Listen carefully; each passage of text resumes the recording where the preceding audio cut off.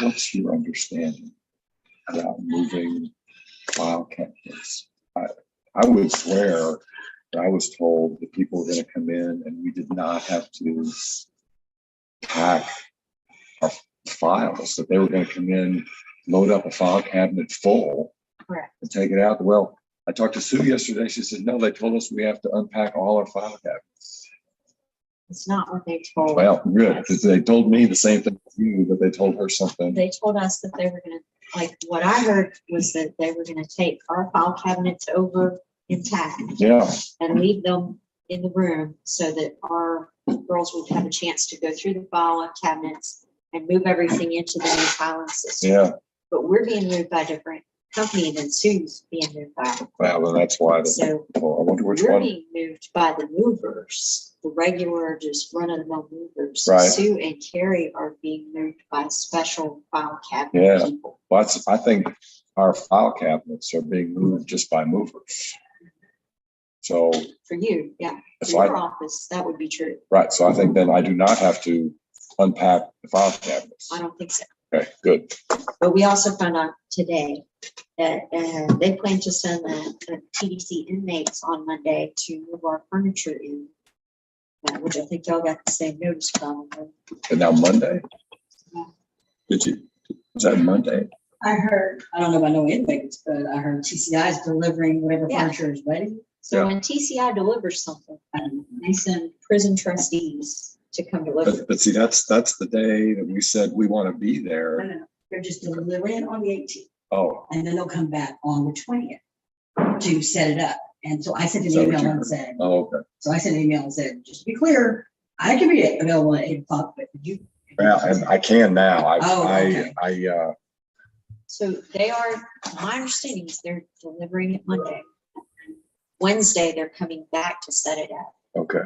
which for us is a concern because they also told us they're moving our whole office on Monday. So they're moving our whole office into the area where the inmates are dropping our furniture. And that's not ideal. And I was like, why can't the movers start by moving people whose offices are furnished? We'll see. I don't know why I'm not in there because I made myself. Okay, hold on. I don't know how I got to another room. Karina, move to main session. Now, I've not seen as many people as I did before. So are they in?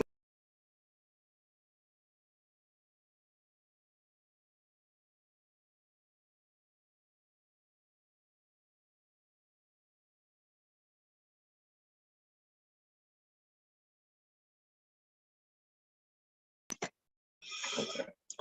Well, so we obviously lost the connection. We tried to reconnect, but now I'm not seeing everybody. Well, I'm here, Your Honor. Give me 1 second. So it says move to main session, but yet it's not. So I don't even see. Let me just close all rooms. How about that? And then see where it puts me because I don't know that we need to have any rooms.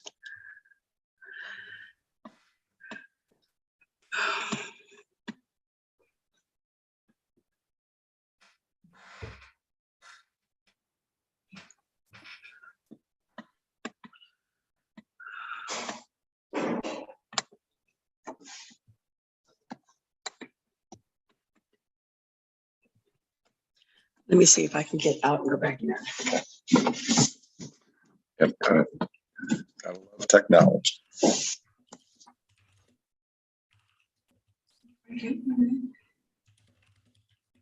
It looks like you're trying to do the session now.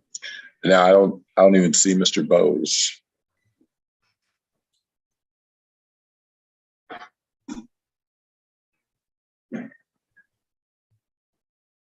I don't see anything better. Your Honor, we can just proceed without him. I don't think it's important that he's here.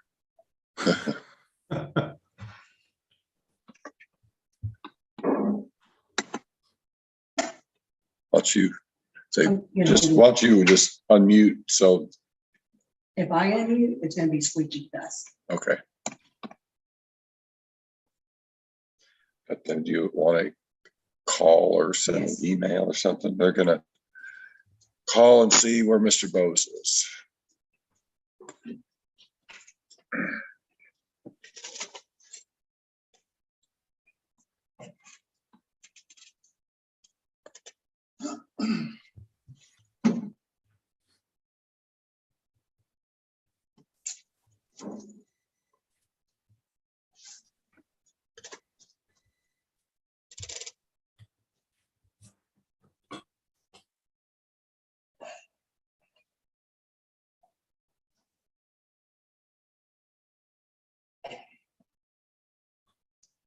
She's gonna try to get one.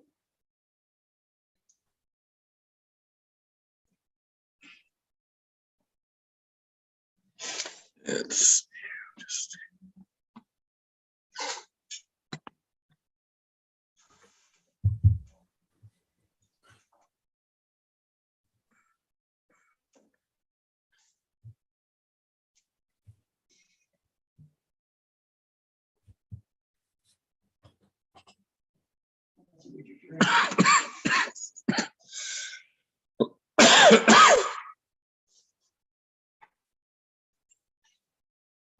Wrong with you?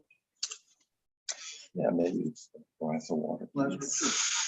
So I don't know if you. You get off the water. What's up there? Your voice is getting. And it's getting, it's a good thing that this is the last day of the week, because tomorrow I'll have laryngitis. Allergies, Your Honor? Yes. Yeah, about a couple times a year, I have my radio announcer voice. I've got it now. Yeah, we have all kinds of yellow stuff outside here in Fort Worth. It's terrible. I mean, it's just all over the place. And I usually get sick, but thankfully, knock on wood, that hasn't happened yet. Yeah. So. Oh, Your Honor, Mr.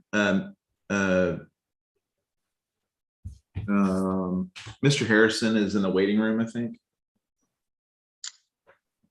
Okay, Ms. Lozano is going to see. You see, Mr. Harrison is in a waiting room. Yeah, let's just let everybody in. Thank you. I'll message Maria to let me know when she gets home this morning.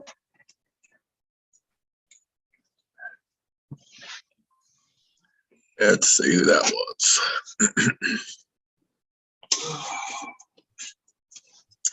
Okay, so I see Mr. Harrison. And my coordinator is trying to contact Mr. Bose. Okay.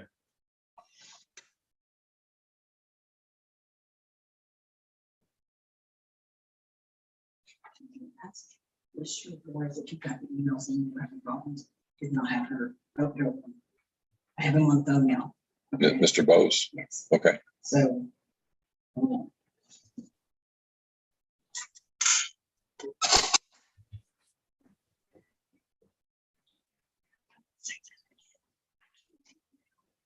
Yeah, that's fine.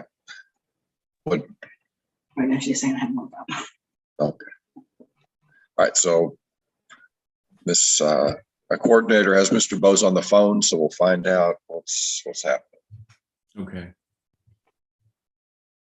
So she's asking if we want him or her to transfer him here. I said he needs to reconnect. Yeah. So she's gonna tell him to reconnect.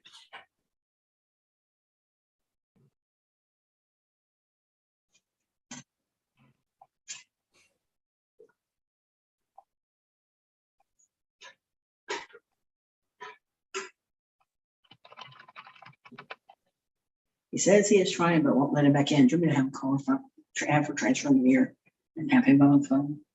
No, I think we need to have him. This is not something we can send but he has the Evite. He just let's see. Just heard somebody else click. Okay, this maybe is. There we go.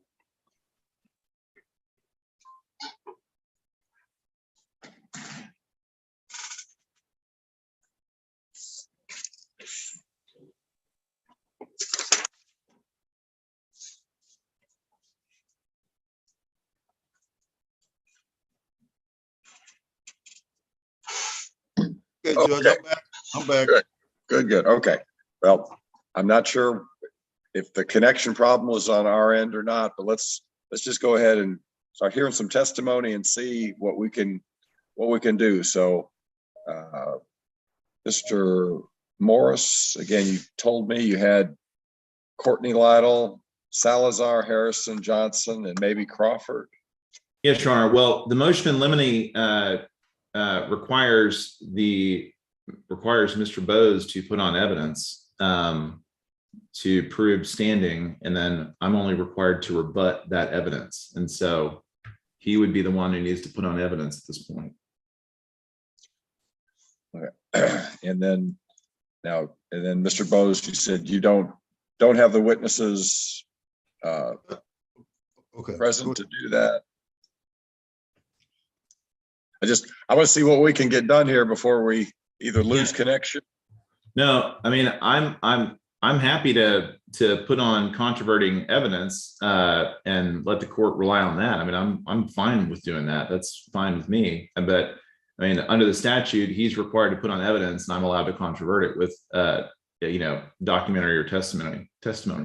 So, I mean, that's what a motion in limine is in a probate proceeding. Tried quite a few of them, and every time, I mean, everybody's got to put on evidence. So I just. All right. Well, if Mr. Bose, if you don't have, do you have people who could testify?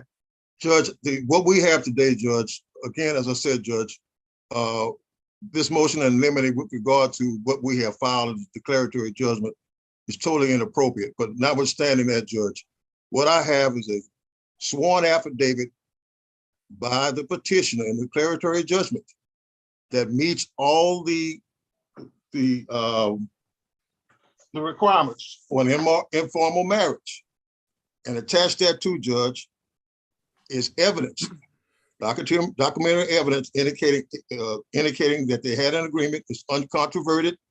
They can't controvert that, Judge, the fact that they had an agreement to live as husband and wife.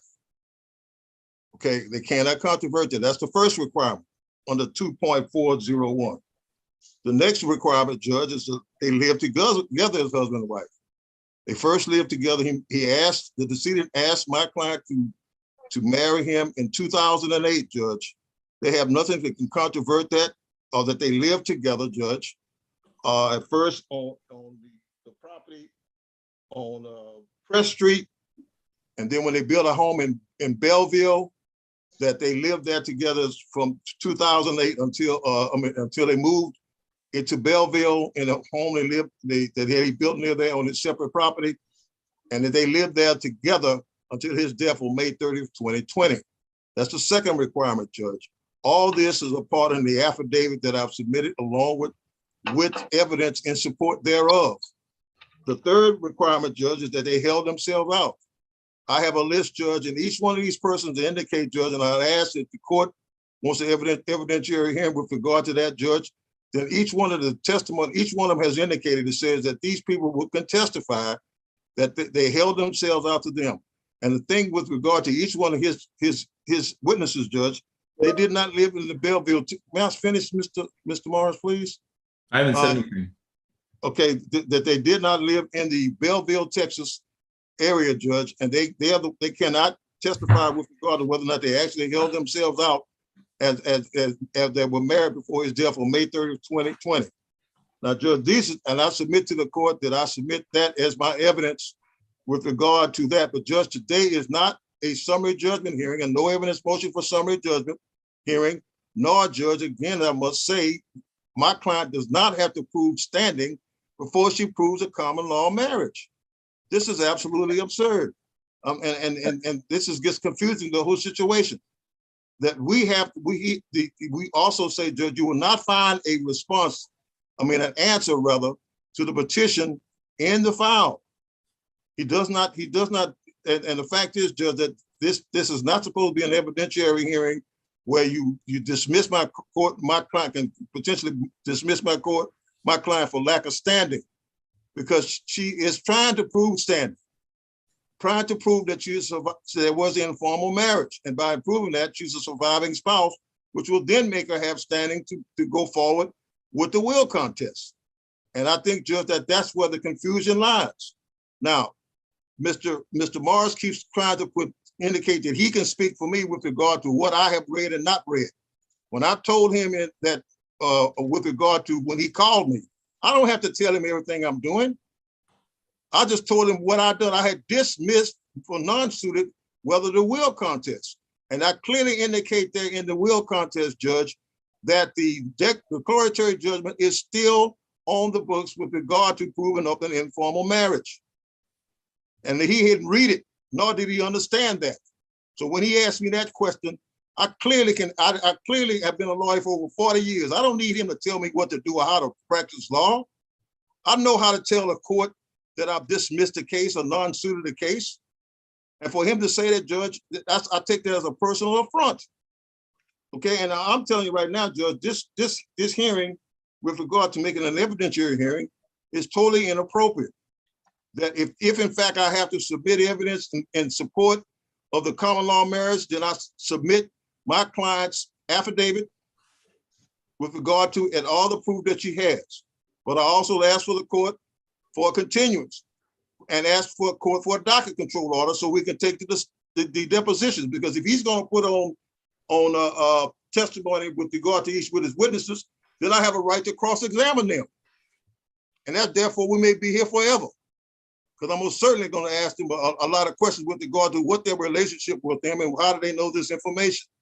And I'm saying, Judge, clearly I asked the court to please direct the court's attention again to the motion to dismiss for lack of standing. It only indicates the will contest.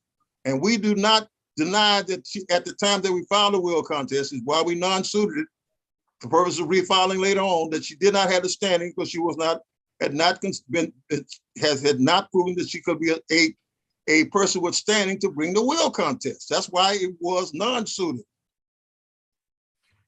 And that's why. Well, I'll tell you what, again, I want to see as much as we can do here before we lose power. And so we'll just, for right now, we're going to treat your affidavit as a proof, and then I'll let Mr. Morris call his witnesses to controvert that. So. Okay. Your Honor, so may I first object to his affidavit that all of his evidence is not properly authenticated and the affidavit is not actually evidence. So I want to do that first. Second of all, the motion in limine, whether he knows what it is or not, it's an evidentiary hearing. We do these all the time in probate court when someone enters into a case and doesn't have standing. So I will go ahead and call my first witness, have testimony. Mr. Bose has the opportunity to cross-examine him. That's fine. So I'm going to call Miss Lytle, who's the executor and the daughter, and ask her a few questions, and he can feel free to cross-examine her at that time.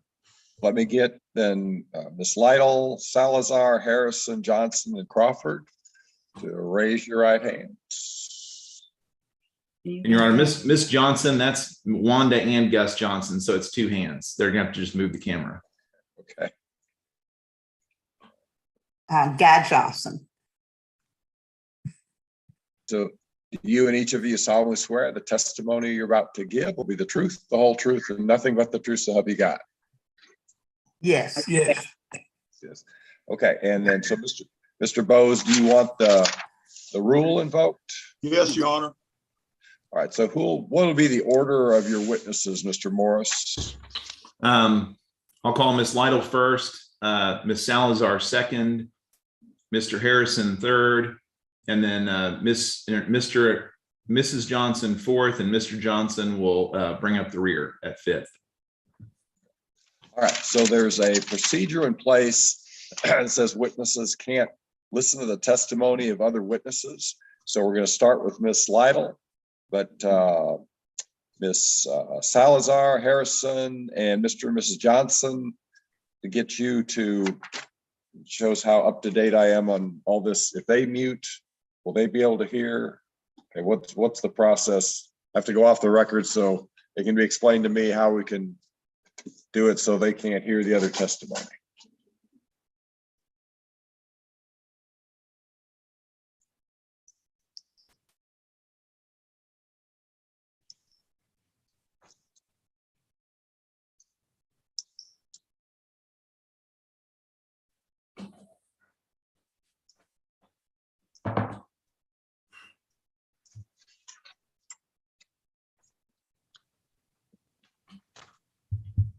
So what I can do is move the ones that are not going to testify to breakout rooms, Okay, and then and bring them then in. call them back. Okay, And if you can just let them know if they can't figure out how to get back in, they can just contact them, you know, also try to join back. okay.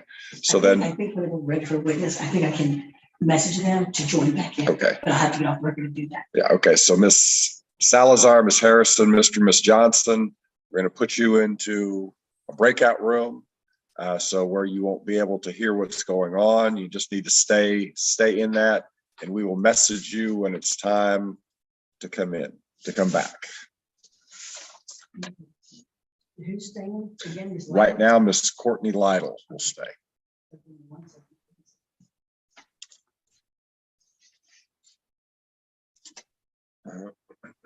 please.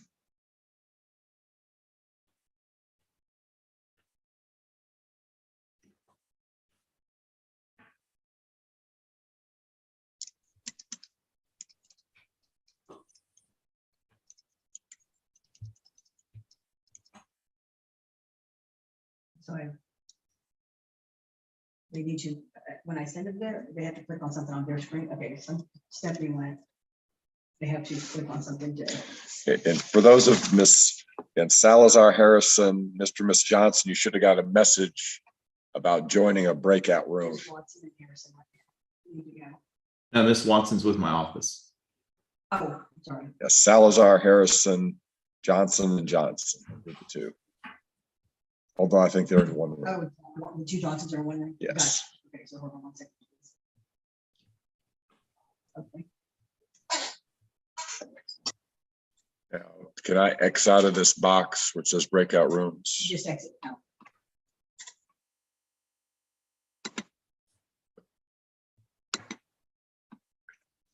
All right, so Mr. Morris, you may proceed. All right, Ms. Lytle, you turn your microphone on. All right, please state your full name for the record. Courtney Janae Lytle. And you please tell the court how you are related to Roland Lytle. Roland Lytle is my father. Okay. And you've heard discussions earlier about your father's marriages and this, that, and the other, but please state for the court the individuals that your father was married to. Objection. No mind. Disregard. Okay. Go ahead, Mr. Morris. Ms. Lytle, please tell the court the individuals that your father was married to. My father was married to my mother in about 1980. He had a marriage prior to that. I don't recall her name. Joanne is her name. Okay.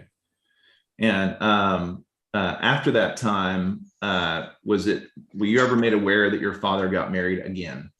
No. Okay. How often would you say that you visited with your father on a daily, weekly, monthly basis? What would you say? I would visit with him like holidays. Well, we talk probably more frequently on the phone than actual visits, but holidays, maybe some weekends, travel. Okay. So how often did you talk to him on the phone? Maybe a few times a month. Okay. And was that because you and your father were estranged, or just everybody was busy? What was the reasoning for the phone calls having that level of frequency? I mean, everybody was busy. There was a time that I was in college, I was away. So, I mean, a good part of that time, my dad worked a lot of shift work, but I also was just in school, undergrad and graduate school. Okay. And were there ever any conversations with your father about Miss Butler? I mean, we would talk, in terms of, if they were going or doing certain things. I mean, just casual conversations. Okay. And during any of those conversations, did you ever speak with or have an opportunity to spend time with Miss Butler? Yes. And could you, and how did that go? Fine. Were your interactions or describe your interactions with Miss Butler? Just anytime that I would visit with my dad or we would do stuff, she would be there. Oh, and then we lost the judge again.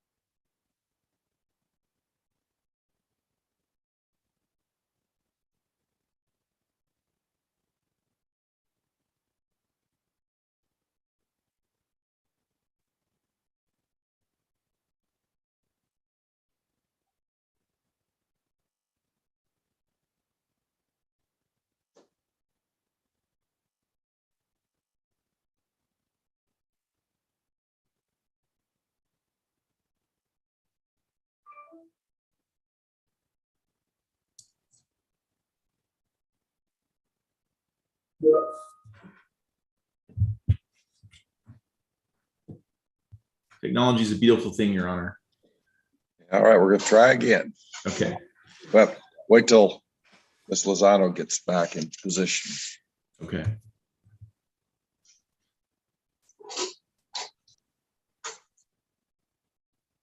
Okay, Courtney, go ahead and unmute. Okay, so we're back on the record, and I think when I lost connection, Ms. Lytle said that she was in school a lot, talking about why she just had conversation a few times a month with her father. Okay. Pick up from there. Thank you, Your Honor. And Ms. Lytle, you, how often did you interact with Ms. Butler? Just when I would be with my dad. Okay.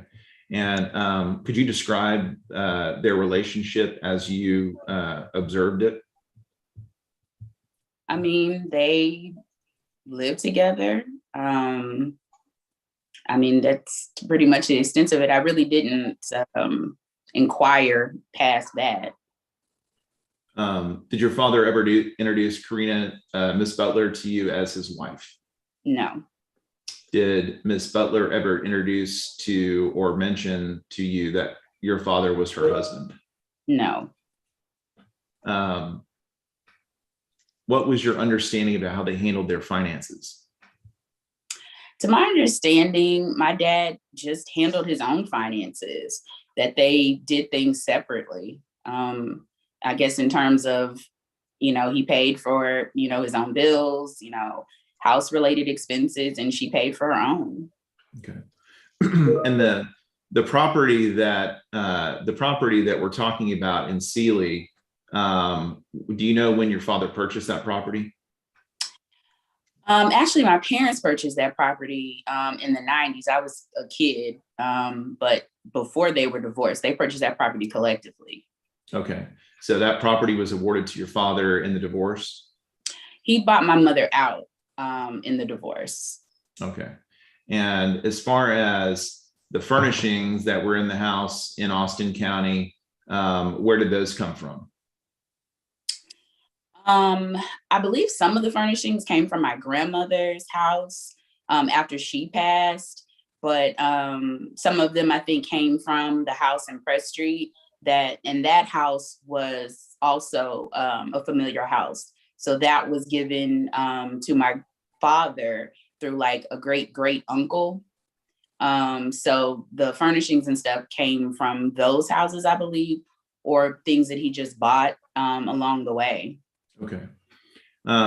Did you ever see your father or Mrs. Butler wear rings on their ring fingers to signify that they were married? No. Okay. Do you have any reason to believe, as we sit here today, that your father was married to Karina Butler? No. Okay. I'll pass the witness, Your Honor. Mr. Bose. Thank you, Your Honor. Ms. Light, where do you live? My name is Courtney Lytle. I reside Excuse me, Ms. Light. Corinth Street. Excuse again, say it again, I'm sorry. 7928 Corinth Street, Houston, Texas. How long have you lived there? About 2 years. Where'd you live before? I lived at 2316 Eagle Street, Houston, Texas. Okay, have you ever lived in Bellevue, Texas? No, I have not. Have you lived near Bellevue, Texas? No, I have not. The property you're talking about is near Belleville, Texas, correct? Not Sealy. It is in Belleville. Not Sealy. Correct. Belleville, Texas. All right. Now you indicate that you visited your father sometimes. Did you visit him in Belleville, Texas? Yes, I did. Okay. What times would you visit him in Belleville, Texas? How frequently? Just, holidays when he asked me or when I felt like coming to visit and see him. You also indicated that Miss Butler and your father were living together, correct? Yes, that's correct. How long had you seen them living together? They dated a while. Objection non-responsive. I asked when they lived together, not just dated. Lived together. Okay, I'll be happy to answer that. My knowledge of them coming to live together, I would say probably sometime in the late 90s, maybe 99, 2000. Are you through? I'm sorry. That's it. Yes, okay. Was your father living with Miss Butler at the time of his death? Yes, he was. And that was in Belleville, Texas, right? That's correct. How far is Bellevue, Texas from Houston, Texas? I think about 55 miles or so. Okay. Do you know a Reverend Fred Thomas III, the pastor of Greater St. Peter's Missionary Baptist Church in Hempstead, Texas? I am acquainted with him. You remember the funeral of your father, correct? Yes. Do you recall having a conversation with Reverend Thompson where you indicated that you told Reverend Thompson not to mention the name of Karina Butler? I do recall having a conversation with him.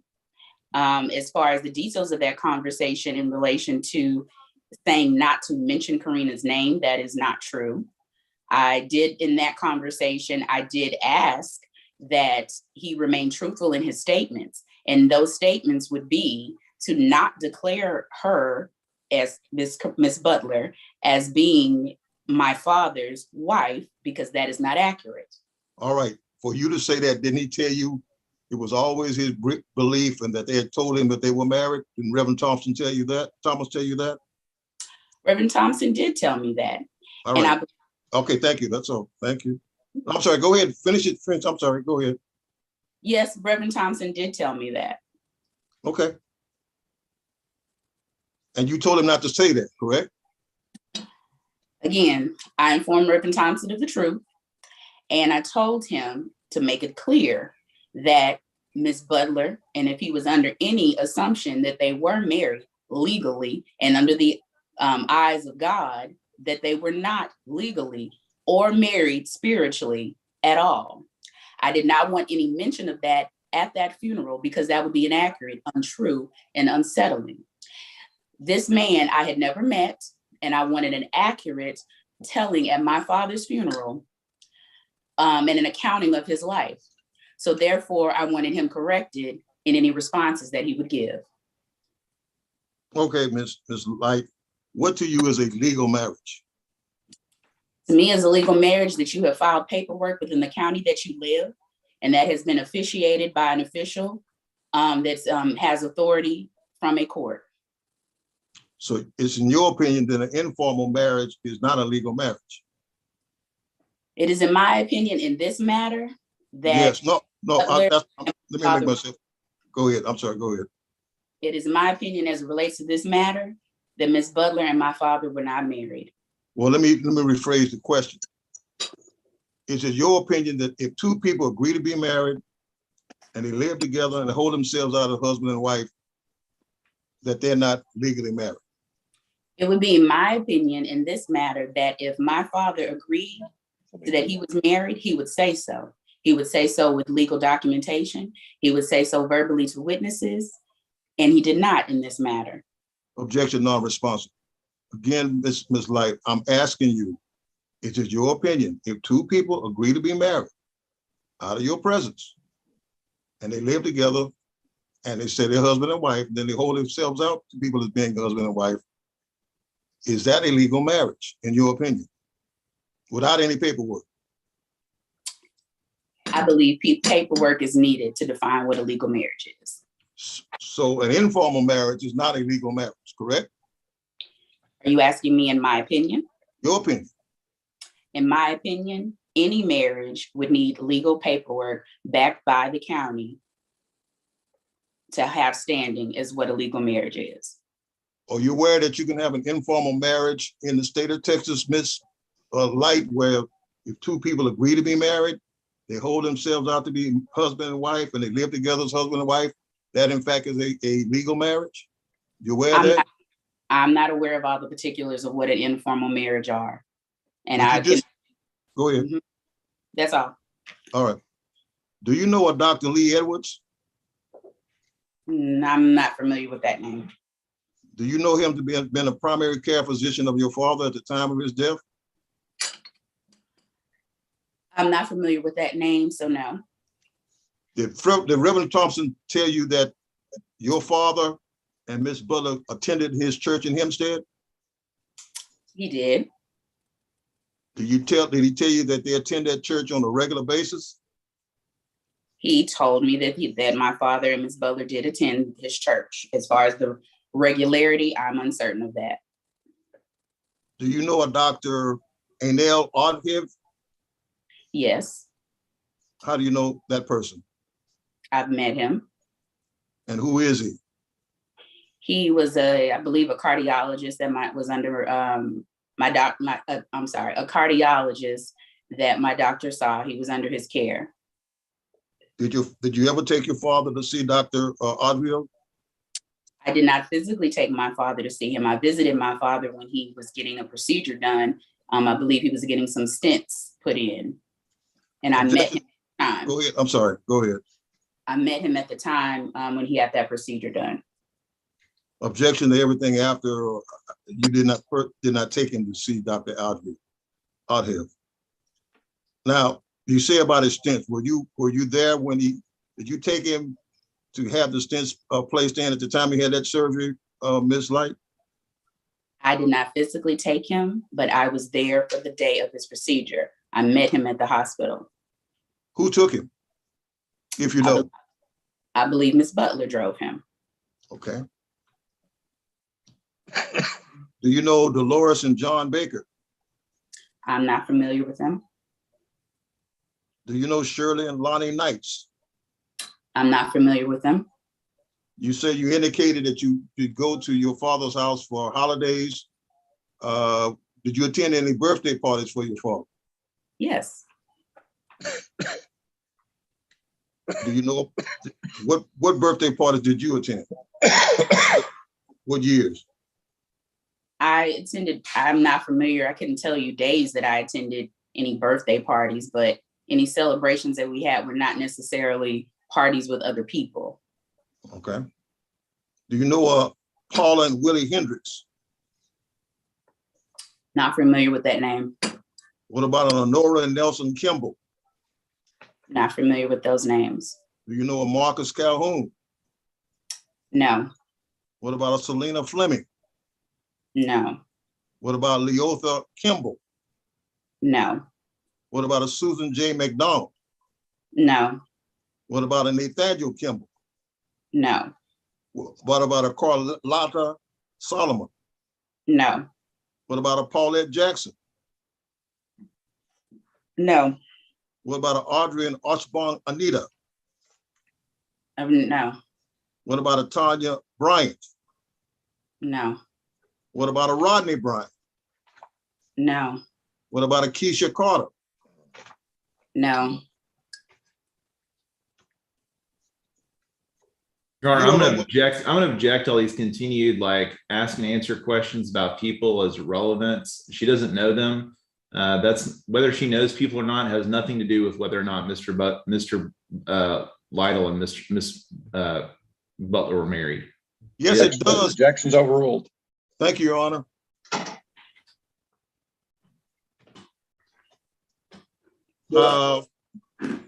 Miss Light, you don't know whether or not any of these persons would indicate that they knew and it helped that your father and Miss Butler had held themselves out to them as being married and living together, do you? No, I would know that. All right. You have no knowledge that out of your presence that your father and Miss Butler agreed to be married? Out of my presence, I would not know that. Okay. So you would not have any knowledge, personal knowledge, out of your presence that they made an agreement, your father and Miss Butler to be married in 2008. Any type of agreements made in secret, I would have no knowledge of that. Well, I didn't say secret, Miss Light, I'm sorry, out of your presence. Out of my presence, I would, of course, have no knowledge of that. Could I ask you who you're speaking to, ma'am? Is there someone in there? I'm speaking with you, Mr. Bode. No, I heard you talk to someone off camera. Who is in there with you? Since it's supposed to be, I invoked the rule. Someone's there with you. Who's there with you? You're speaking with me. Okay, I saw someone somewhere there, Your Honor. I'll have to let the record reflect that she's speaking to someone off camera. I object. She's not speaking to anybody off camera. Okay. Okay, now, Miss Light, they've already indicated that they were living together. Mm-hmm. You have no personal knowledge, do you, Miss Light, that your father and Miss Butler agreed to live together as husband and wife? No, And you have no knowledge, do you, Miss Light, that your father and Miss Butler held themselves out into the community of Bellevue and to all the persons I just indicated to you, to each one of them, that they were married, living together as husband and wife? I do not have knowledge of that.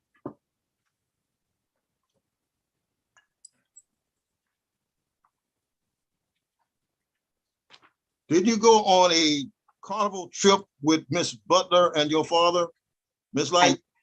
I did. When was that? The end of 2019. Okay. And you were with someone, and do you know whether or not Miss Butler and your father stayed in the same room? To my knowledge, they did. Where did y'all go? We took a cruise to Mexico.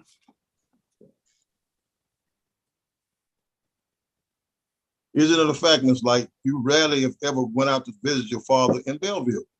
That is not a fact.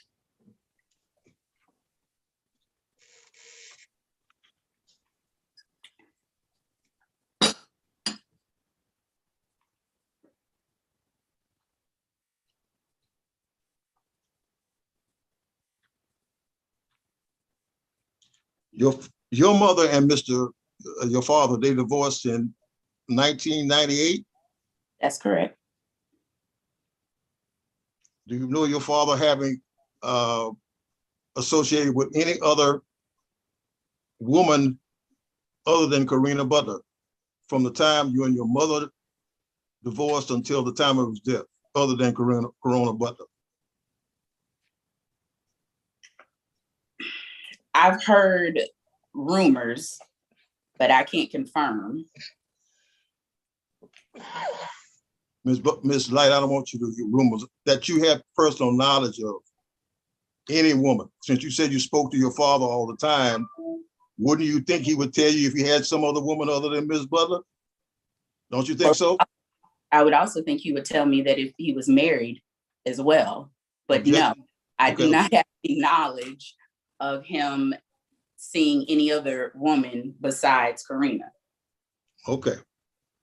And that's from 1998 till the time of his death, correct? That's correct.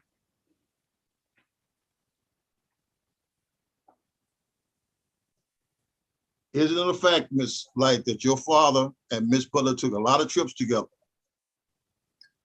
It is a fact that they took trips.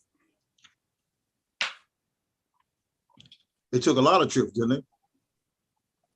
I think a lot is relative. I can confirm that they took trips. Okay.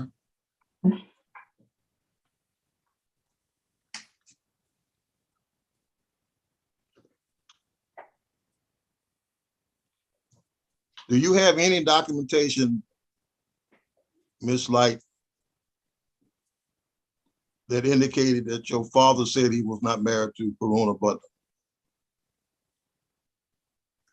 Do you have any documentation saying that he was not married to her? Yes, anything. Could you give me an example of what would that? Letters. Well, let me ask this question. In your conversations with your father, I think you indicated y'all never discussed whether he was married or not, right? I did not say that. We actually had a conversation. Excuse me? I said we've actually had conversations about that. Okay. What was your conversation? I asked my father in terms of if he ever wanted to get married again. And he said, I don't ever want to be married again. When did he tell you that? I couldn't give you an exact date, but it was after my parents' divorce for sure. All right. That's 1998. No, my parents were divorced in 1999. Excuse me, 1999, right? It was sometime after that. I believe I was in college, so we're probably saying, if I just have to put a guesstimate, maybe circa 2014, 2005. 2005. The people as well. Okay. While he was living with Miss Butler, he told you this on the phone? To my face. To your face? Where were you when this happened? I believe we were outside. I think we were at his house on Press Street. It was just a casual conversation. That's just how he felt. I don't think it was indicative of his relationship per se, but he just didn't want to be married. It was a been there, done that. He'd already been married twice. Okay, so you say that outside the house on Press Street? Yeah. 2014? No, about, I would say maybe 2004, 2005. I'm just spitballing. 2004, 2005. When do you know he moved to Belleville? Right when he retired. So he retired at 62. That's when he said he was going to move up there permanently. When did he retire? Making me do mental math.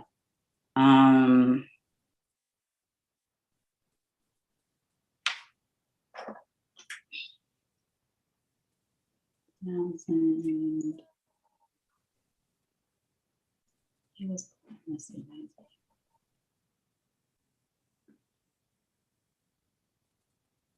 Well, let's don't, maybe, would July 16, 2014 be Yeah. about that 20 time? Miss Light, I'm not trying to trick you. Okay, 20 July, that year. yeah, July 16. So you said you had this conversation with your father about he'd never want to marry again in 2004, 2005, right? Yeah, about that time. Okay, let me tell you this, Miss Light. Miss Butler, because I served you right with the petition, correct? The petition for this declaratory judgment, right? And you have read it, correct? Yes. You read her affidavit, correct? Yes. Did you see the affidavit where she said she started living with your father in '98, even right before your mother and father were divorced, correct? Yes. Okay, and that she lived with him on Press Street, Yes. okay, and that he asked her, your father, when I say he, your father asked Miss Butler to marry her in 2008, correct? Is Yes. that correct? Okay, you remember seeing that, right? Mhm. So that would be after the time you say he said he'll never get married again, right? True. Now, do you recall any conversations with your father after 2008 where he indicated that he would never want to get married again? Yes. When? He said it again right before my cousin got married. He What got year married in 2020. I want to say, I think his wedding was set for the March or February, because we got the invitation in December to go. Because I remember having a conversation with him on the cruise about it, because we got it right before we left. And he said, oh, okay, Tommy's getting married. And he told Tommy this as well. Because he had a conversation with Tommy, and he also said it to me too. It's just like, man, I don't ever want to get married again. Okay. Now, again, talking about the affidavit of Miss Butler attached to the petition. Mm-hmm. Did you recall reading that part of the petition of the affidavit, Miss Butler, where she indicates where she and your father went to buy a mattress? Mm-hmm. Do you recall do you recall your father's email address? It was like cow2boy@att.net, something like that. That's correct. You recall when she indicates, and I attached the copy of the receipt on it, and then the invoice reflected Ronald and Corona Light. His name is Roland, but I'm sorry, ma'am. Please forgive me. Okay, Roland. I get those mixed up. So Roland and Corona Light. Did you see that? Recall seeing that? I remember seeing the receipt. I'm not sure about that part, but if the receipt says Roland and Corona Light, you have no way of objecting to that. That's what it says. Is that correct? if that's what it says, I don't have an objection to that. Okay, let's assume for a moment it says that. Can you explain why he would put that there? Why he would say that? Objection, Your Honor, speculation. We don't know whether he did the affidavit or whether he went to the store or whether Miss Butler went to the store. She very well could have gone with his credit card and asked them to put that on there. So that speculation, objection. No, Your Honor, I have more than speculation. The affidavit clearly indicates, and the invoices indicate that it was Roland and Roland alone involved in this purchase of these mattresses. Your Honor, the affidavit is not evidence. Let me finish, Mr. Morris. Don't do this, please. Because you can't take it down at the same time, Mr. Morris. Respect me and I respect you. Thank you. It indicates, the invoice indicates, and this is uncontroverted, that the only person involved in this transaction was Mr. Light. And then Mr. Light's email address was on it. And it was sent, the invoice indicates Roland and Corona Light. Now, Ms. Light. Your Honor, I want to object again. The evidence that he has submitted as an affidavit to a pleading is not evidence. It's not authenticated. It is hearsay. You cannot admit an affidavit he should have had live testimony today to be able to prove this stuff up. You cannot admit an affidavit and rely on that as evidence. And he can't keep referring to something that's not been admitted into evidence. So again, I object to him continuing to try to admit this stuff into evidence. Well, for the purpose of this hearing, take judicial notice of the affidavit and then allow the witnesses to testify to controvert it. Okay, thank you, Your Honor. Judge, in response to that, when the Ms. Light has already admitted reading it, okay, with regard to it, Judge, and I will again indicate to the court, this is not a no evidence motion for summary judgment, nor is it a trial. This is supposed to be, even though he has indicated an evidentiary hearing, which I think I'm still objecting to. The fact is, Judge, if we have to prove this up as an affidavit is uncontroverted. Now, Ms. Light, let me go back to my questions to you, please. Are you aware, Ms. Light, that Ms. Butler is receiving widows fees from the Social Security? Is that something that's occurring on a monthly basis? Yes. Now I am. Okay. Would you object to that? Yeah.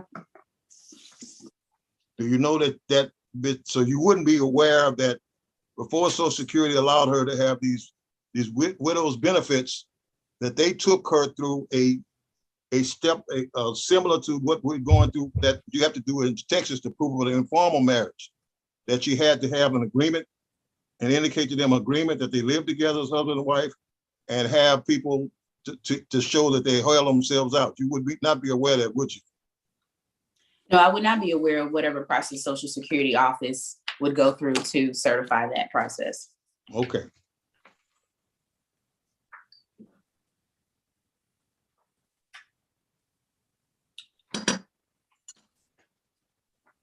I pass this with Mr. Morris, anything else from Ms. Lytle?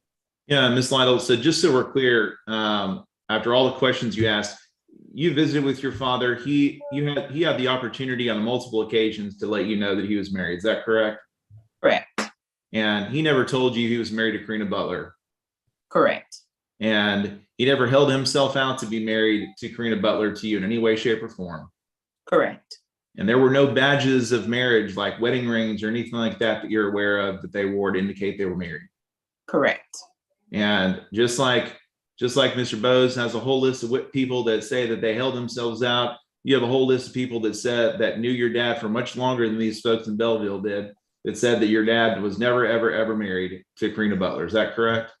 Correct. I have no further questions, Your Honor. Mr. Bose? I have yes, just a few, Ms. Judge. Ms. Light, of the persons that they've been brought today as witnesses, do any of them live in the Bellevue community area? No, they do not.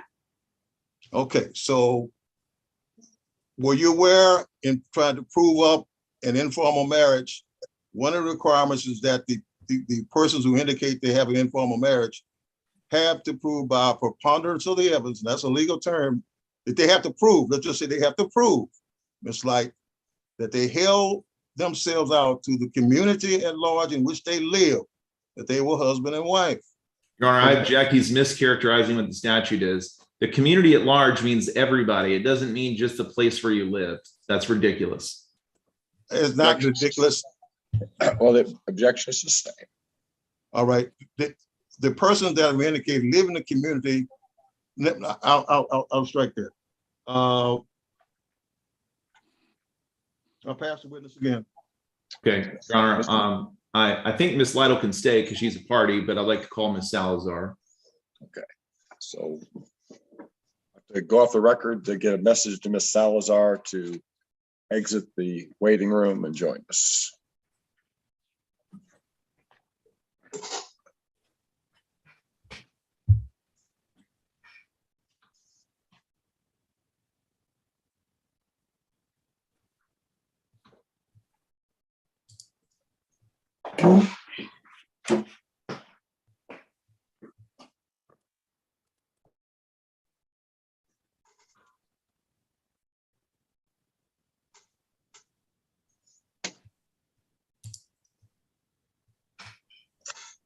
And so Ms. Salazar, if I can get you to unmute, please.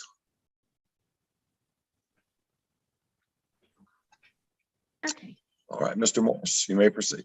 Thank you, Your Honor. Ms. Salazar, would you please state your full name for the record? Stephanie Ann Salazar. And how are you currently employed? I'm the CEO for Shared Resources Credit Union. Okay. And how did you know Roland Lytle? He was a credit union member since the day that I started. He joined in 1978. I started in December 2003, and I was his loan officer until I took over as CEO in 2012. Okay. And did Mr. Lytle also serve on the board of the credit union? Yes, sir. He served from 2007 to 2014. Okay. And that was voluntary service, is that correct? Yes, sir. And you mentioned he is a credit union member, so he has accounts at your credit union, is that correct? Correct. Yes. Okay. And to the best of your knowledge, who was the person listed as the beneficiary of his bank accounts? Courtney Lytle. Okay. How often would you say that you interacted with Mr. Lytle? At least once a month at board meetings. Okay. And at any of those interactions that you had with him, did he ever discuss with you after 2008 being married? No, sir. Did he ever talk to you about his opinions about marriage? No, sir. Okay. Did he ever introduce you to Karina Butler? I did not know her last name, but I did meet her twice. Karina. Okay. Did he introduce Miss Butler as his wife when he introduced her to you? No, sir. Okay. And did he ever tell you, hey, I need to change my accounts and put Miss Butler on as my beneficiary? She's my surviving spouse, or anything like, or she's my spouse? No, sir. Never. So as far as you understood, what was Mr. Lytle's marital status? Single. All of his account cards and loan applications, he stayed single. Okay. Were any of those account cards or applications done after 2008? He added a savings account in 2014, and Courtney was still the beneficiary of that account. Okay. And on that account, when he listed his marital status, how did he list it? Single party. Okay. So he's never opened an account, and even after 2008, where he indicated that he was married to anybody. Correct. And the only person he listed as his beneficiary was his daughter, Courtney. Is that correct? Correct. Yes. And is there, do you have any reason to believe here, as we sit here today, that Mr. Lytle was married to Karina Butler? No. Okay. I have no further questions, Your Honor. Mr. Bose? Thank you, Your Honor. Good afternoon, Ms. Salazar. Hi, good afternoon. Ms. Salazar, did you ever visit Mr. Lytle and Karina Butler at their home in Belleville, Texas? No, sir. And you say you knew him since what? 2003. 2003. Did you ever visit him while he was living on Press Street? No, we did a home equity loan, and it was a single application. No other people were on that title. What year was that? 2008. 2008. Yes. Now,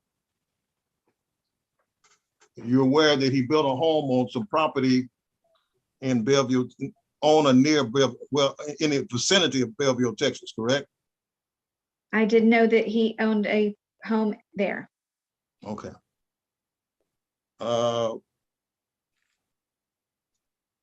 Have you ever lived in Belleville? No, I've been there, but never lived there.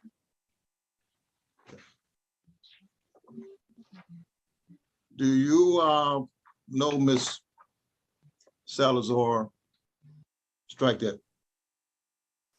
Out of your presence, Miss Salazar, you don't have any personal knowledge whether or not Karina Butler and Mr. Lytle ever agreed to be married. No, sir. And you, out of your presence, you have no knowledge, personal knowledge, whether they actually believe they live together as husband and wife. No, sir. Because you have no personal knowledge who Mr. Light was living with, did you? No. If any, if anyone? Yeah, just his financial information here at the credit union. Did he ever speak to you at all, Ms. Salazar, about any woman in his life? No, sir. He kind of kept that to himself, didn't I think that the relationship was loan officer, member of the credit union, that wouldn't have come up. he? So you wouldn't really know a lot about his personal life because he didn't discuss that with you, did he? No, he just about any loan needs or bank account information. So your relationship with him was more on a business relationship as opposed to a personal relationship, correct? Yes, All right. So you would not know whether or not he and Corona Butler ever held themselves out to whatever community, Houston, Belleville, or wherever, that they were husband and wife living together. no, just financial information. Financial information. Account. So if did you ever go any trips with them? When I say them, I'm talking about Miss Butler, Miss Corona Butler, and Mr. Lytle. Did you ever go any trips with them? For board meetings, we did make trips to San Antonio for credit union business, but she was not there. Okay. When were those trips made? They're usually in September in San Antonio. It's our credit union league annual events. Did you ever attend any social gatherings where Mr. Lytle was present and Miss Butler were present while they were living on Press Street? I don't know where he lived whenever there was a brunch at our credit union, not in our building, but at a restaurant here in Pasadena, that she was there. Well, you would not have any personal knowledge whether or not Mr. Light and Miss Butler ever held themselves out to anyone as being married, would you?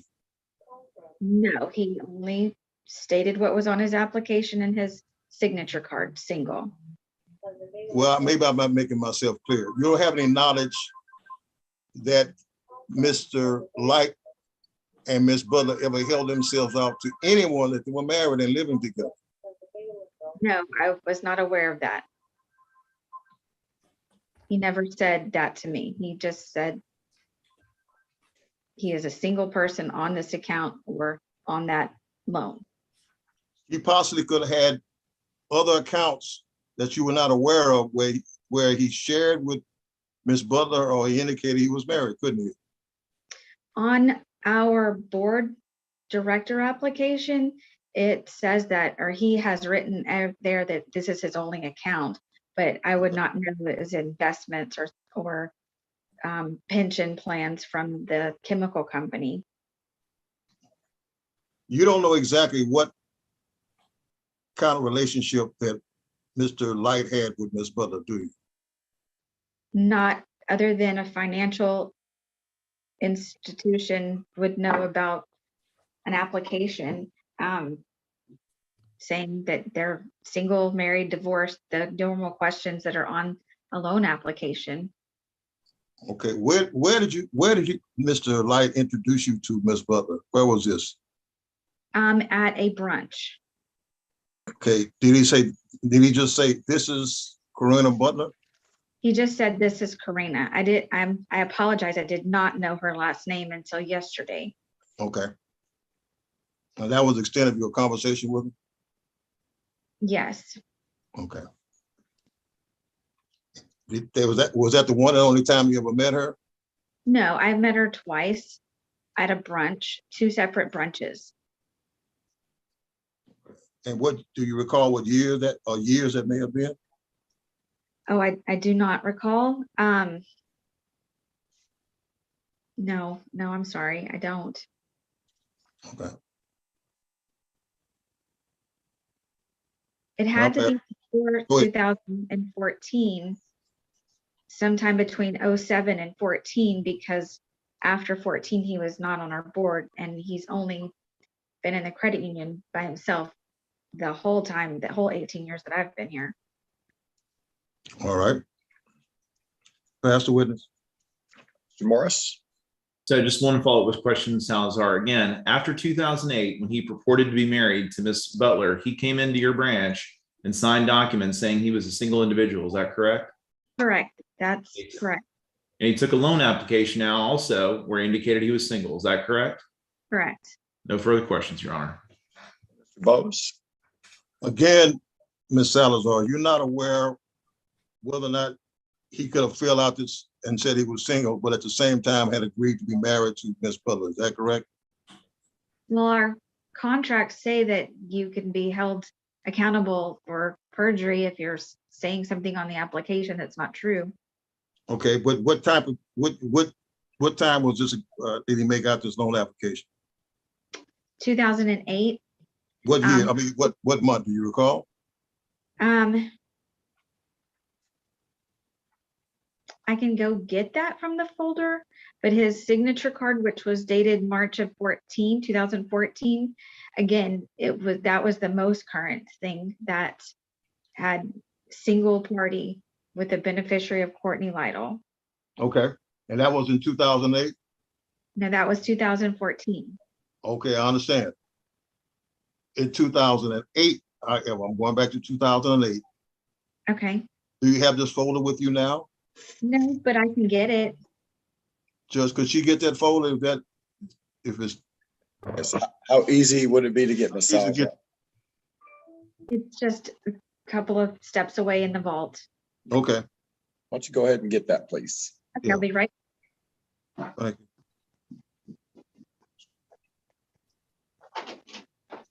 I think we're not done with it. Let's see if we finish Ms. Salazar.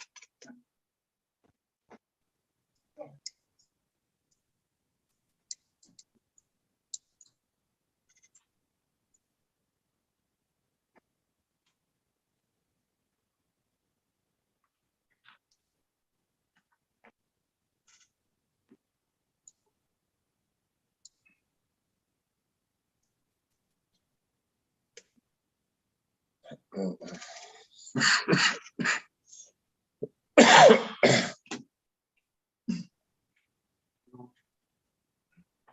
I'm good, thank you.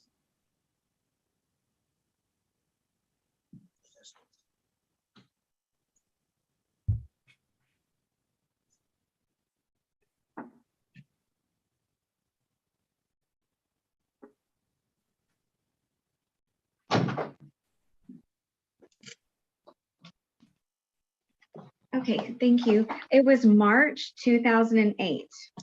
Okay. Now, you wouldn't know whether Mr. Light asked Corina Butler to marry him after March of 2008, would you? No, sir. Okay. Pass the witness. Your Honor, I just want to mention something. I'm going to object to any testimony about the 2008 because the affidavit that he submitted does not articulate a date. It just says 2008. Could have been January 1st, could have been December 31st, could have been November. We don't know. But anyway, I have no further questions of Ms. Salazar. Okay, all right, let's take about a 10-minute break and we'll come back at 4 o'clock and continue with your next witness. Who will be the next witness? Mr. Harrison, Your Honor. Okay, and may Ms. Salazar be excused? Yes, thank you, Ms. Salazar. I really appreciate your time. Thank you, Thank Ms. you. Salazar. You're free to go. Thank you so much. You don't have to stay connected with us anymore. Okay, thank you. All right, so then we'll take a break, come back at 4, but we'll have Ms. Harrison know that she's up next. It's Mr. Harrison, Your Honor. I'm sorry. I'm sorry. All right, so we'll let Mr. Harrison know, and then we will be back at 4 o'clock. Thank you, Your Honor. Okay, thank you.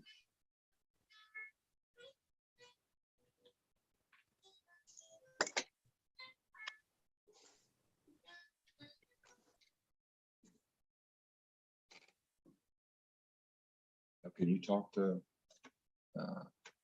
Harrison? I should be able to message. Here's what. Tell them they're up next at 4 Richard o'clock. here. I'm gonna move him.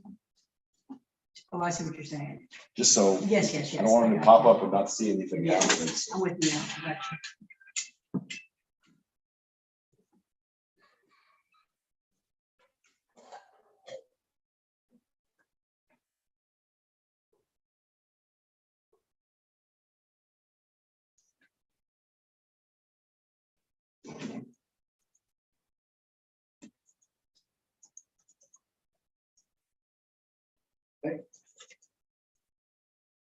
Yeah, I'm just in the courtroom.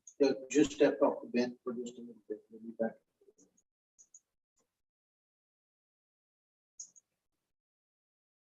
All right, be careful. Love you.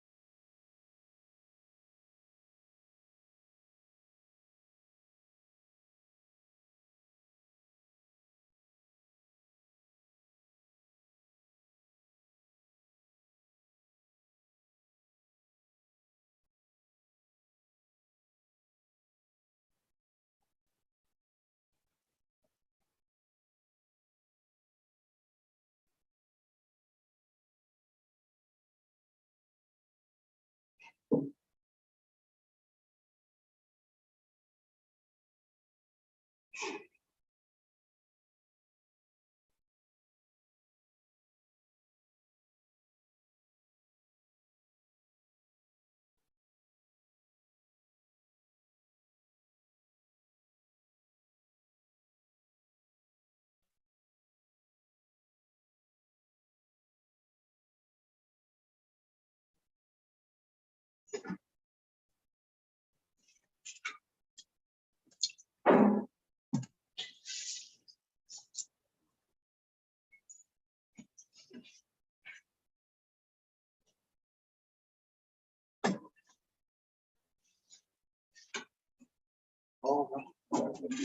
right.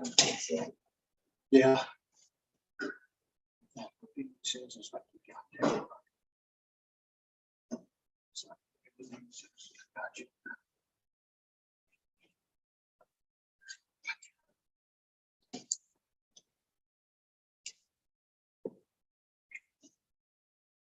Who's the lady in the center talking about? Is that the other relative?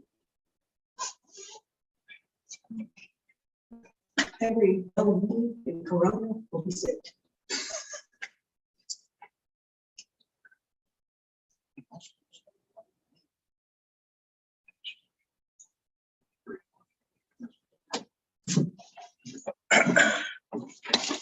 Go ahead and move Mr. Harrison to the main one. Yes.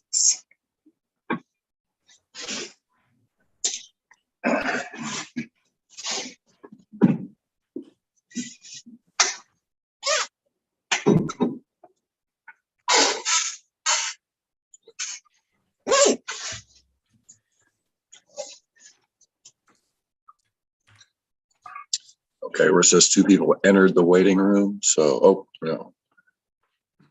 That's It's Ms. just Logan. not. They were just looking for Mr. Harrison.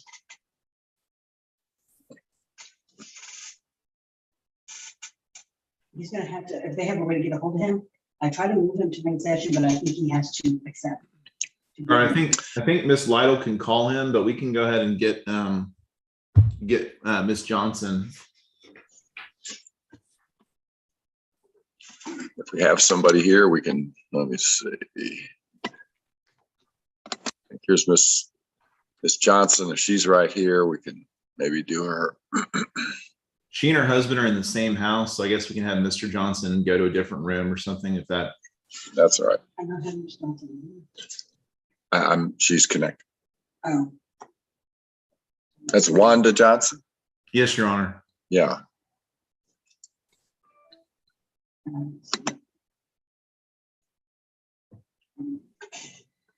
Okay.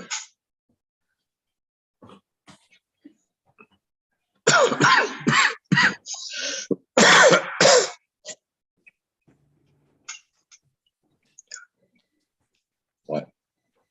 Annoy myself. Take back. Oh. Okay, now, Mr. Harrison, did you get him back out?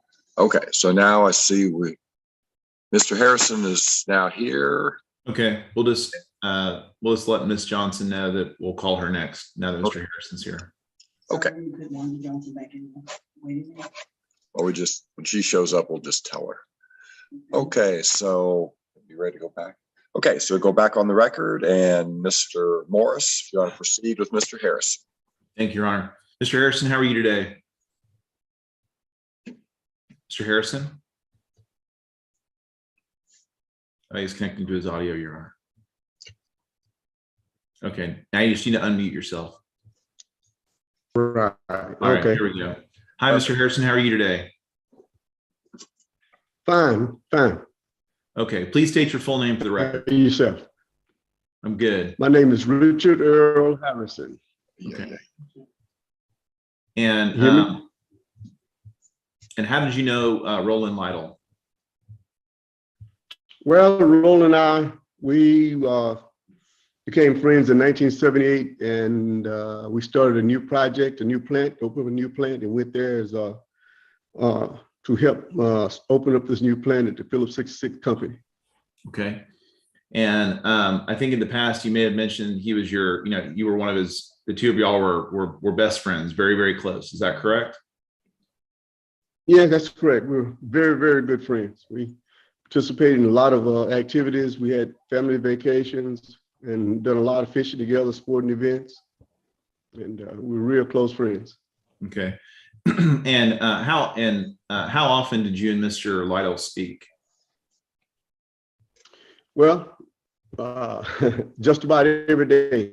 I mean, just about we spoke just about every day, even after retirement. We would call and speak. And matter of fact, if a day went by and we'd always say, well, man, I forgot to call you. So, yeah, well, thinking the same thing. So we'd talk and we had real great relationship. Okay.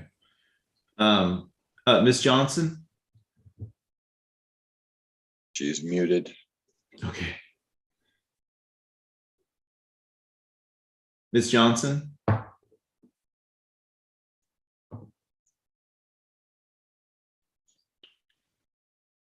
Ms. Johnson? Judge Leedy is going to put you back in the waiting room. Mr. Harrison's testifying, and we're gonna call you next, okay?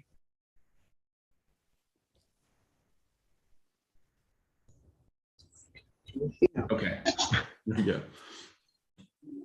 Wait, okay, wait a minute. Wait just a second. Go ahead, Karina.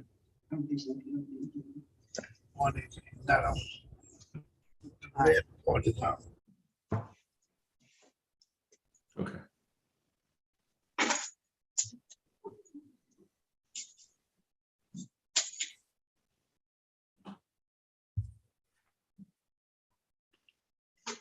So when I sent her, she's something, okay.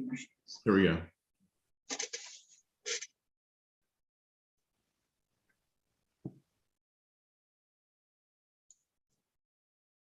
Okay, Mr. Harrison. Yes, sir. So you guys fished and attended sporting events together and spent a lot of time together. Is that a pretty accurate statement? Yes. Objection, meeting. Objection's overruled. And you could you describe for me what your understanding is of Mr. Lytle's marital history? Okay. Well, as you know, Roland and I were real good friends, and we started as the friendship grew. You know, we started asking questions about each other, inquiring about life.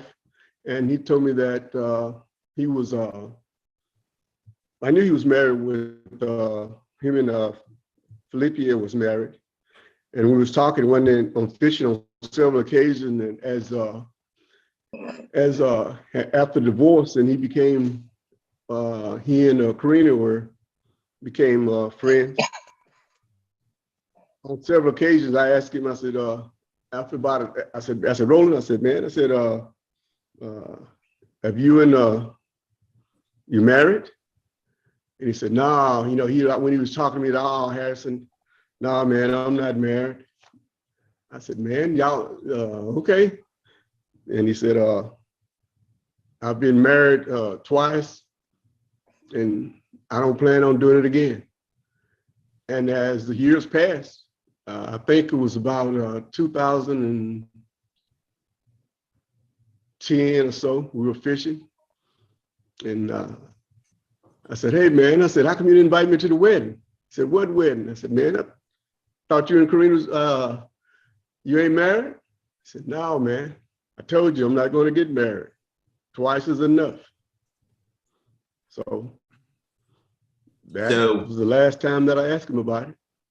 So you knew him from way back in the day, not just his time while he was in Belleville, but you knew him from early on. Is that correct?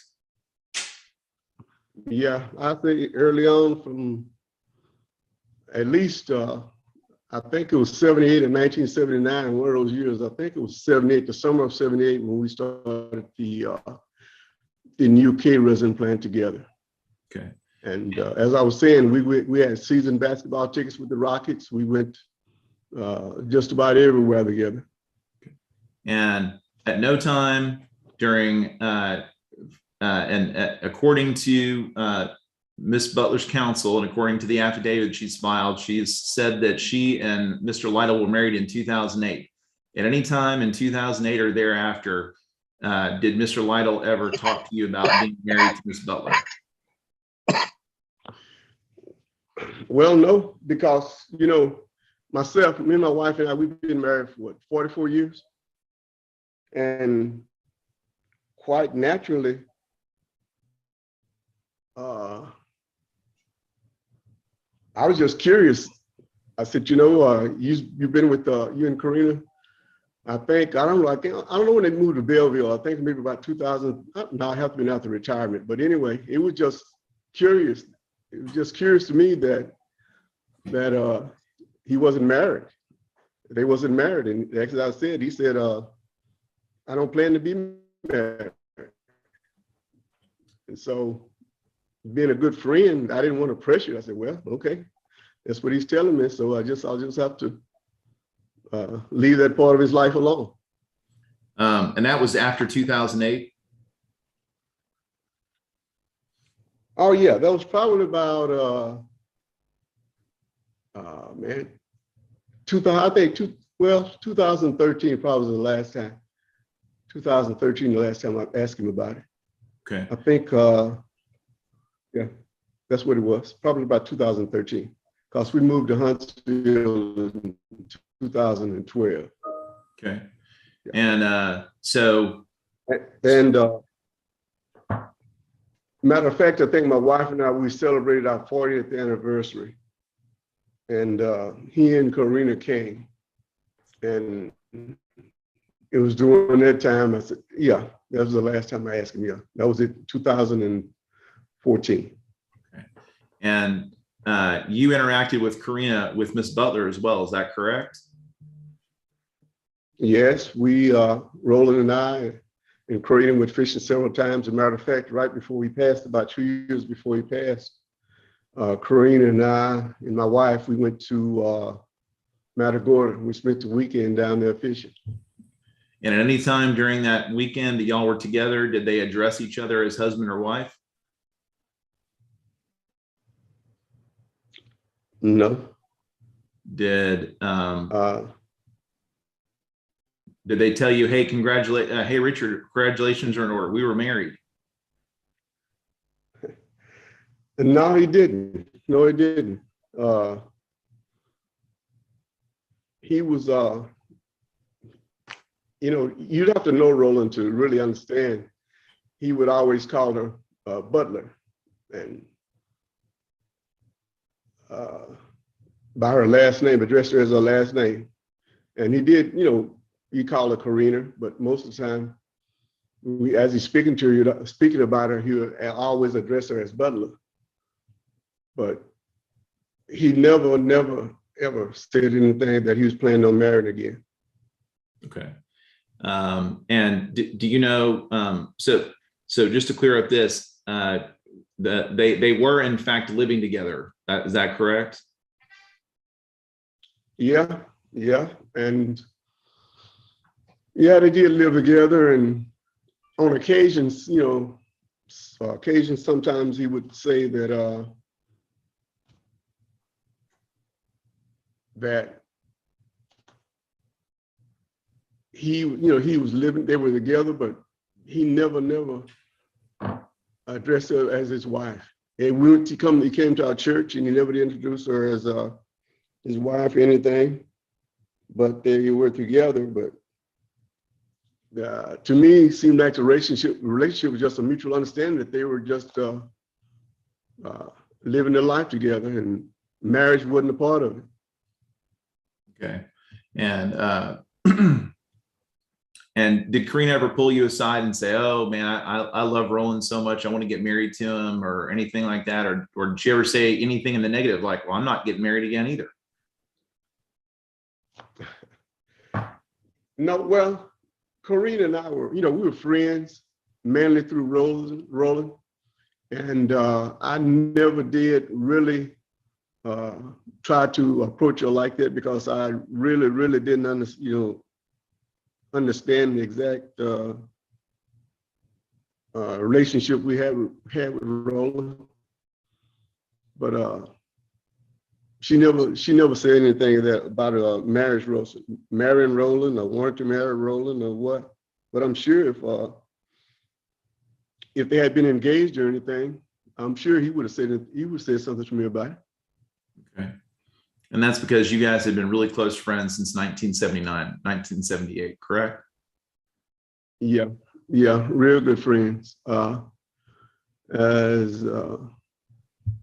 real good friends. I have no further questions, Your Honor. Mr. Bose? Thank you, Your Honor. Good afternoon, Mr. Harrison. Good afternoon, sir. How you doing? I'm doing fine.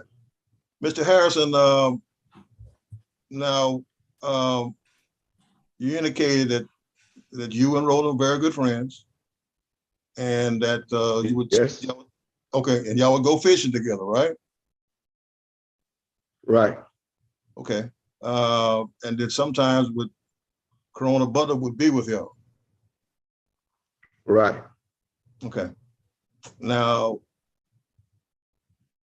these, did you ever go out on any cruises with him? No. Okay. Did you ever visit the home that they lived in near Belleville? Yes, I did. When was that? Well, let me say it again. Let me say, being specific, Mr. Harrison, I'm just make sure. Mm-hmm. How often would you visit him in his home in Belleville?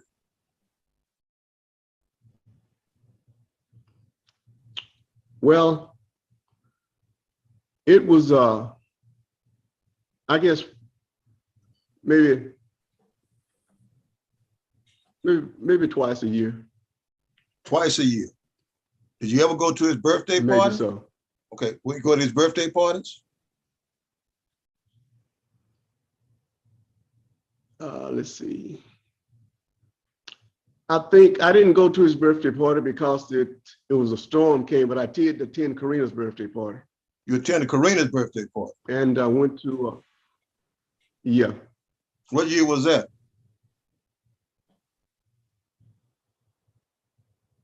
Let me think.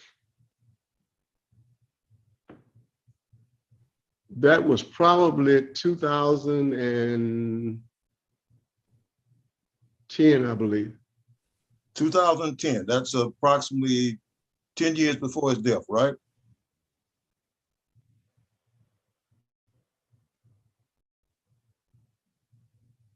Yeah, let me see, was it 2010? Let's say 2013. 2013. Okay. 13, approximately 7 years before. 2013. Okay. Right. So you say twice a year. What time of year would you go, Mr. Harrison? Normally. In the spring and summer. Yeah. In the spring and summer. Normally in the spring and the summer. Now you say he went to church with you. Where was the church in Huntsville? In Huntsville. It was in Shiro, Texas. Shiro, Texas. Did he ever tell you about the church he was? I'm sorry. Did he ever tell you about the church he was attending in Hempstead? Yes, he did. He ever told you about a Reverend Fred? He told me that he had joined the church. I don't know if he told me he had joined or not, but he told me that he did go there. Did he tell you he went there with Karina? Yes. Okay. Did he tell you the name of the pastor was Reverend Fred Thomas? No, he didn't. Okay. Did you know any of Roland's physicians?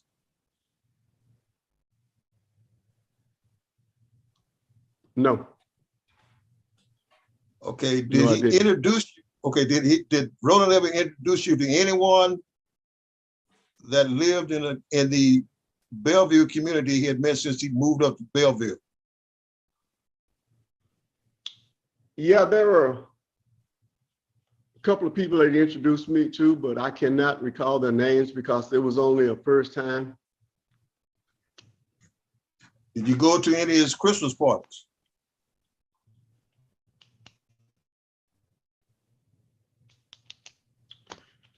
Well, back when we were both working at Phillips 66, we used to have an annual Christmas party, and we would always go together. Not go together, we'd always be there in attendance. What year was that?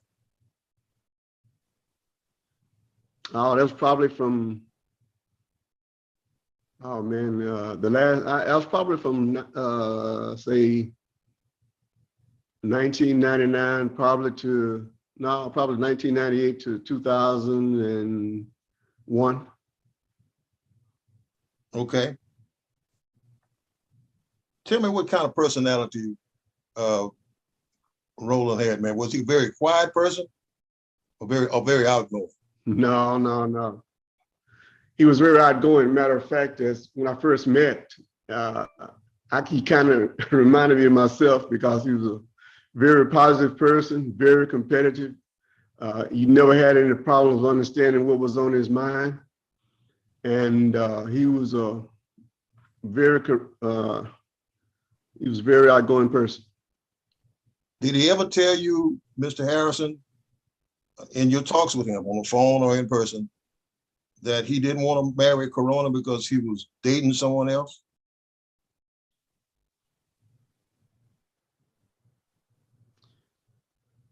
The only reason that he said he didn't want to get married was because he didn't want to be married again. He said he'd been married twice, and twice was enough. Okay. And if he had said that to someone else, you wouldn't have any personal knowledge that he did, in fact, was holding himself out as being married to Corona. You wouldn't know that, would you? Objection calls for speculation, Your Honor. I'm sorry? Objections overruled. You can answer that if you know, Mr. Harrison. Clarify a little bit. I didn't quite understand what he was saying. Yeah, I'll rephrase it, Mr. Harris, because I'm not trying to trick you.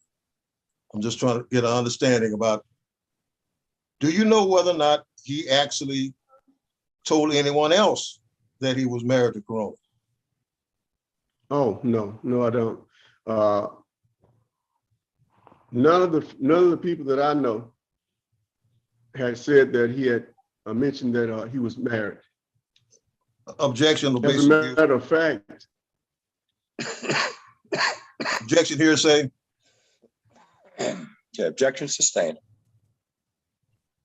Let me go to the next question, Mr. Harrison. Okay. If Roland and Corona had made an agreement to be married out of your presence, you wouldn't have no personal knowledge of that, would you? No.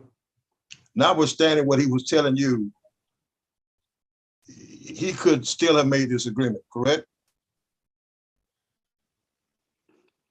I wouldn't believe so. You believe that he would always I don't think he would have done something. Yes. Okay. He was living with her, right? With Yes. Corona. Did he ever say he was his girlfriend? Yes, he was. Did he say this is my girlfriend? Yes, he has. Did you ever know of him ever indicating to you that he had told anyone else that he was married to Corona? No, there was a okay, go ahead. tight circle of friends that Roland and I had. And the closest of us, myself, I would say, and Lee Johnson and Guy Johnson. And if he would have told anyone, it would have probably been us. Where do you live? I live in Huntsville. Okay, and Huntsville, Texas. He was living in Belleville, correct? Right. Correct. Okay. How long have you lived did you move to, when did you, excuse me, Chuck, when did you move to Huntsville? Or have you always lived there? No, I moved in Huntsville in 2012. I lived in Houston from 1973 until 2012. Okay. You went living in Houston in 2008? Yes. Okay. Where were you living? On Northeast Houston on 8458 Cabot Street. Okay, did you visit Roland at his house where he was living in 2008? Yes. Do you recall where that was? I was on, I think that's Boy Street in Northeast Houston. A Could Buck, have been Buck, that's what it was. I believe it was Buck. Buck Street. Yeah, I think it was. All right. You remember the address on Buck Street? No, I don't. Okay.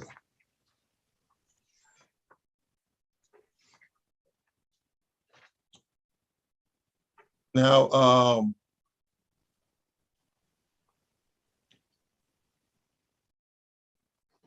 did Roland ever tell you when he said he didn't want to get married anymore? He never said to you that in living with Corona that I'm just living with my girlfriend. Did he tell you that? No, because I didn't ask. You didn't ask. Mm-mm. Was Roland a private person? Would he tell you? Tell you everything about it? Let me ask you, strike that. Do you know of any other woman that he was dating at the time? I may have asked you that before. Do you know of any other woman?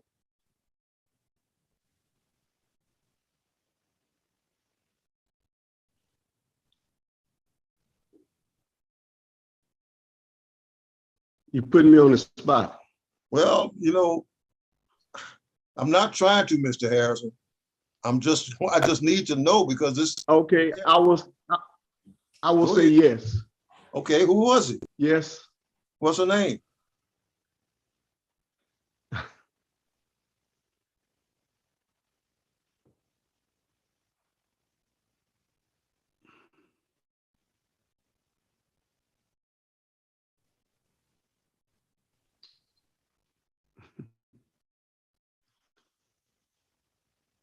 You, If you remember her name, Mr. Harrison, go ahead and state it, please. her name was Marie Wilburn. Marie Wilburn? Yes. Where does she live? Baytown, In Barrett Baytown, Station. Bear Station. Mm-hmm. When do you know he was dating her?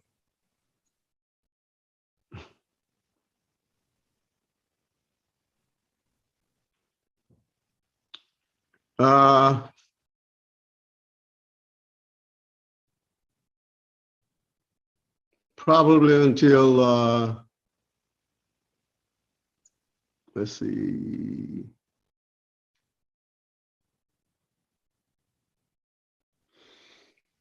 2006 or so, I guess. It's been a 2006. while. He stopped dating her in 2006? Probably so.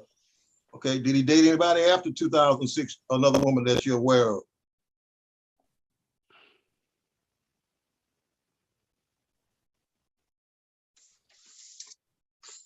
I can't identify names, but he did tell me.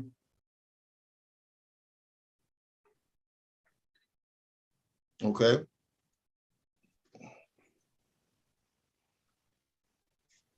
Did you ever go out on any dates or any social gatherings with Roland and Marie Wilborn? No. Did you ever meet her? Yes. Where did you meet her?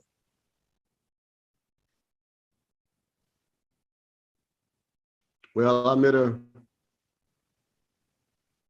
probably in 1980, I believe. 1980? Yeah, Was he dating her then? probably, maybe. No, When did he start dating, if you know?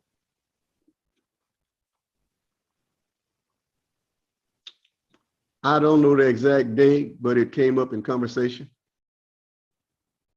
Was it before 1999?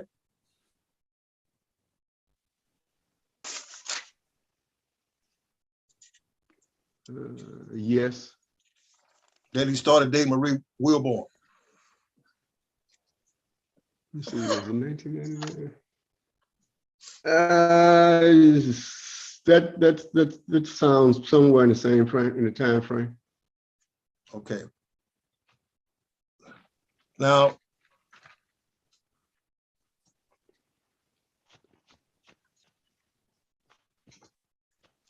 Mr. Harrison, you mentioned a couple other names, Lee Johnson. Yes. He worked with you. He worked with you. He was a y'all worked together? Yeah, he worked with Roland and I. And he also went fishing with myself and Roland and Karina. Okay.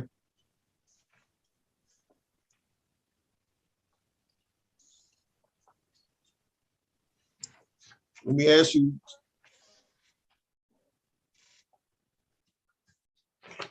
Mr.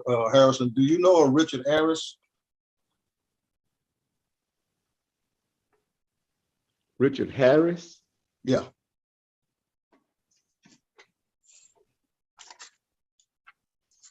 No. What about a Wanda Johnson? Yes. How do you know Wanda Johnson? I know what. Yeah, I know Wanda Johnson. She's married to my friend Guy. Huh? She's married to my friend Guy Johnson. Okay. What about Ella Risby? No, I don't. Would it shock you to know that Wanda Johnson has indicated that a person would say that Roland and Corona had represented to her that they were married? Yes, it would. Okay. Do you know Ellen Risby?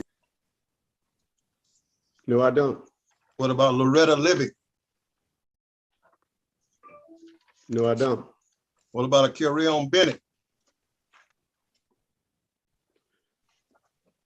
Roland had a lot of friends on trail rides, which I wasn't into. So those might be some friends that he met there, but for us, those names doesn't ring a bell. Okay, these are people that we contend or indicate that they say they represented to them that they were married. The Roland and Karina were married. And I'm asking whether or not you know these names. And if you don't, you don't. Only name that I know is Wanda Johnson.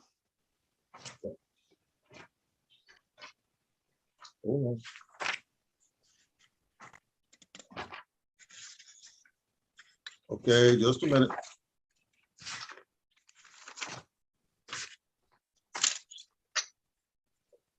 You know Frances Butler?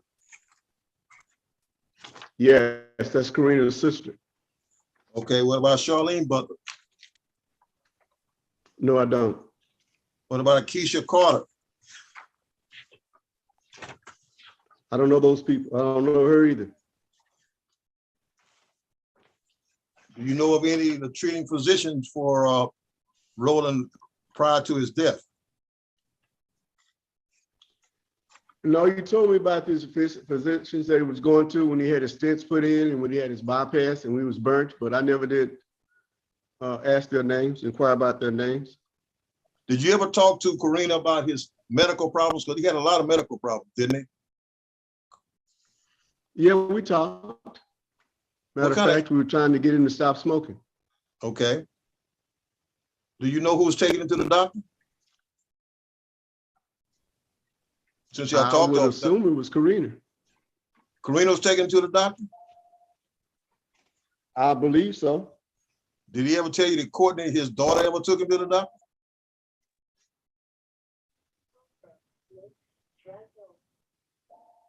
He never told me that Karina took him either. I just an assumption that I made. Why would you make that assumption?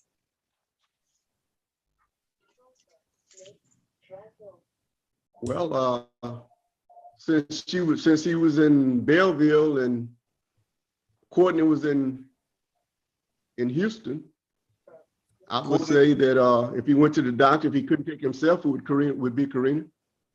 What if I told you the doctors were in Houston area, in Katy and Houston? Well, there were times when he went, he told me that he drove himself. Okay. Well, he didn't When he say was it a while going for ago. checkups. No, I'm talking about when he got here. No, that was The stents. okay. Well, I'm sure that she took him. Okay. Do you know Shirley and Lonnie Knights? Yes, How do you know them? know them well. Lonnie and I worked together. Would you be shocked to know We they say? became friends. Okay, go ahead.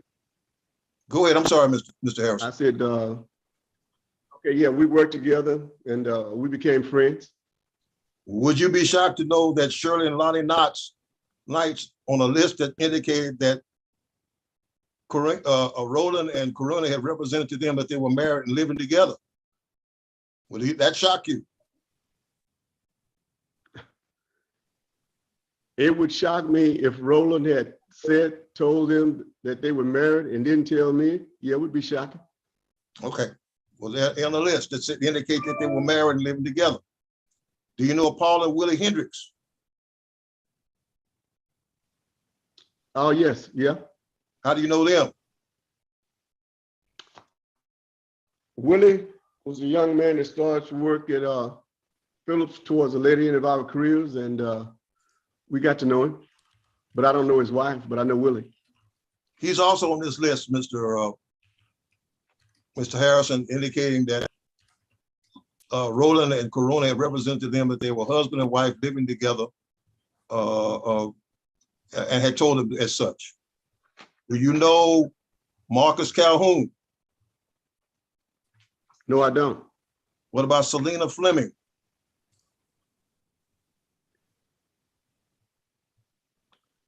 No, I don't know her. I know of Fleming. Uh-huh.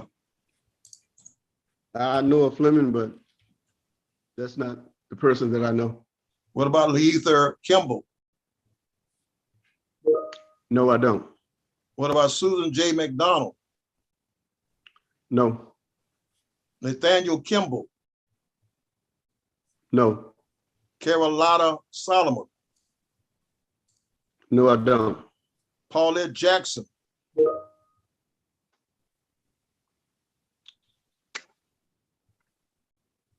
No, I don't know her either. Audrey and Archibald Anita? No, I don't. What about Tanya Bryant? No, I don't. What about Rodney Bryant? No, I don't. What about Dervin Bryant? No, I don't. What about Jennifer Matthews? No, I don't. What about Paul Bryant? No, I don't. What about Michael Bryant? No, I don't. What about Clifford Searles? No, I don't. What about Ramona Houston? No, I don't. Okay.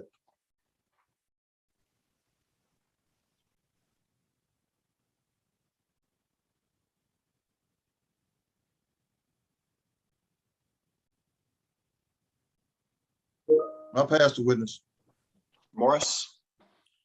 So just one or two follow-ups, Mr. Harrison. So the two of you, just to summarize, the two of you had been best friends since 1978, and you believe if he was married to Karina Butler, he would have told you, and he never told you he was married to her at any time before or after 2008. Is that correct?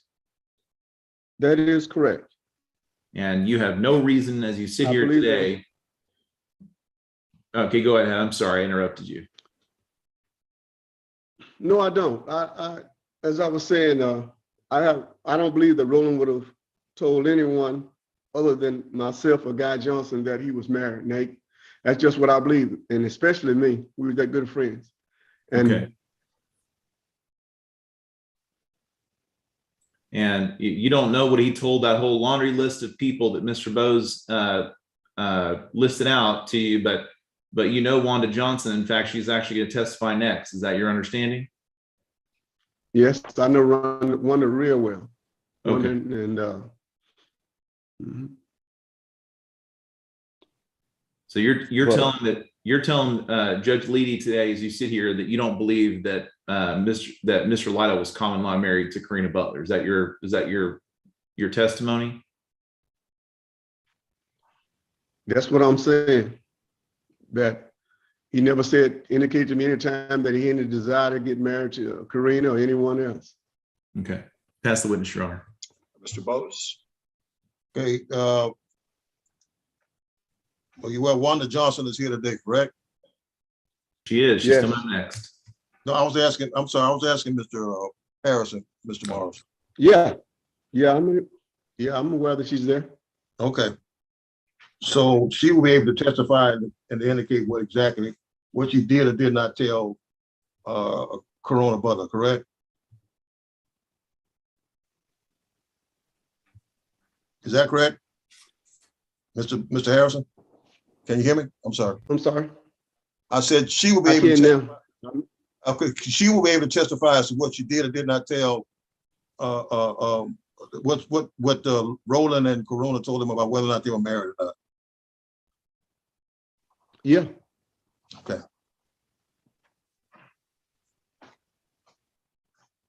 Pass the witness. Mr. Morris. That's all, Your Honor. Ready for the next witness. All right.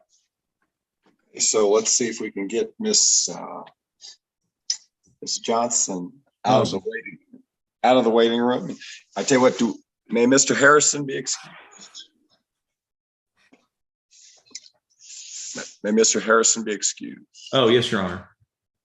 Okay. All right. So thank you, Mr. Harrison. You're free to leave the Zoom call. Thank you, Mr. Harrison. And then, Okay. Quite well. all right. So we're going to try to send a message to Miss Johnson to join us.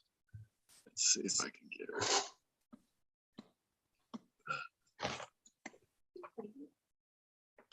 I'm going to click on these and see what happens.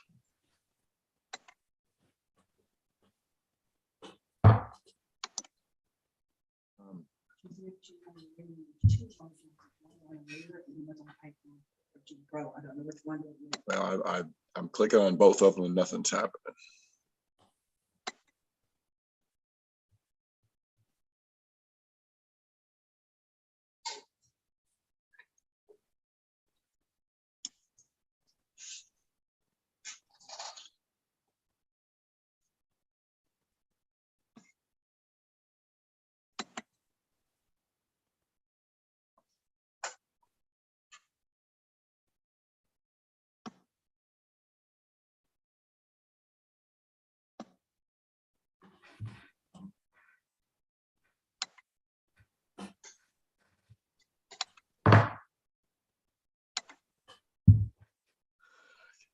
You have to send her a message. Or... She's not in a waiting room. She's in the admit. Well, I'm clicking on all these where it says admit and nothing is happening.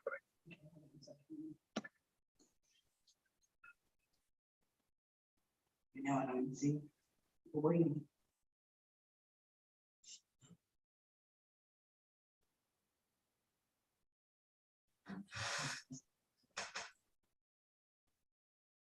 I'm just clicking on both Wandas. Yeah. Okay, so we have one. Miss Johnson looks like in a car.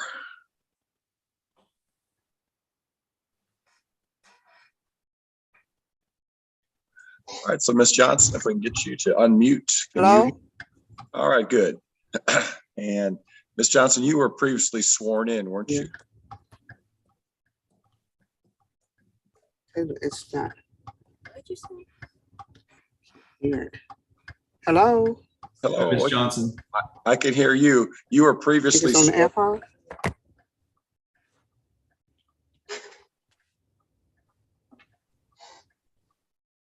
Oh, there she goes. No, it's not on the AirPod. okay, can you hear us? Okay, I can hear you now. Okay, and so Ms. Johnson, you were previously sworn in, I believe?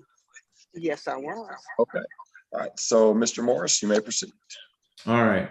Ms. Johnson, how are you today? I'm doing just fine, thank you. Is Mr. Johnson driving? Yes, he is. Okay, well, hopefully we'll be able to call him to testify because he's going to have to testify in a few minutes. Okay. Could you please state your full name for the record? My name is Rhonda Heath Johnson. Okay, we have to wait a second. Yeah, wait a second, turn it off. Yeah, we're getting we're getting way too much feedback here, like we can't Yeah, follow what's happening. she's got two devices on at the same time. So Yeah, I have to, yeah. There we my are. granddaughter. Okay. All right. Okay. So did she Ms. turn one Johnson- off? Yes. So Ms. Johnson, how did you know Roland Lytle? I knew Roland through my husband when we first got married back in 1979. Okay. And how much time would you say that you spent with Mr. Johnson? Or with Mr. Lytle, I'm sorry. Mr. Johnson, I hope you spent a lot of time with him, but Mr. Lytle. Off and on, we visit with each other when he was first married. And then in the past, I say 8 years, it was more regular because we started going to casinos and on cruises together. Okay, so the eight years prior to his death, you guys were going on cruises and trips and stuff together. Is that correct? Oh, yes. Okay. And when were you introduced to Karina Butler? Oh, gosh. I was introduced to her about, it must have been about 10 years ago. Hold on for just a minute, please. Yeah.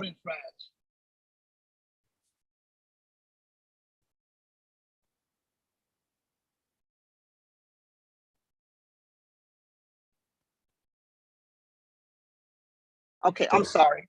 That's okay.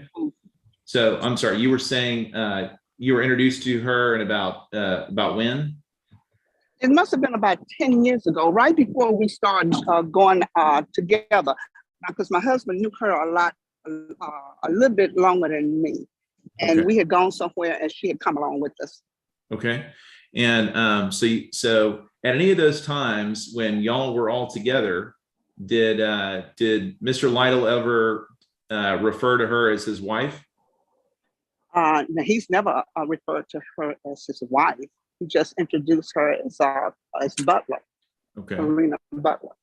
And did she ever introduce herself to you as did she ever say, hey, he's my husband? Never. Okay. And did he ever tell y'all, you or I guess just you, did he ever tell you that the two of them were married? Oh, he has never told me that. Okay. Did he ever tell you that he never wanted to get married again? No, he's never told me that either. Okay. What about Miss Butler? What did she have to, did you ever have an occasion to talk to her about whether they were married or not? Yeah, I had an incident where I was talking to Karina when we went to the casino. And what got my attention, I just assumed she was married because the people we usually be with are married. And I just happened to ask her how long has she and Roland been married. And at that point, she made a remark to me. She said, we're not married. And she kind of boasted a little bit about it, which kind of surprised me. And at that time, when she said it, I was a little surprised. And I said, well, how long have y'all been together? She said, 20 years. Now, at that point, I started being pro-female. I said, well, I think you better get some things in check, because first of all, Roland had been sick because we had visited him on 2 occasions in the hospital.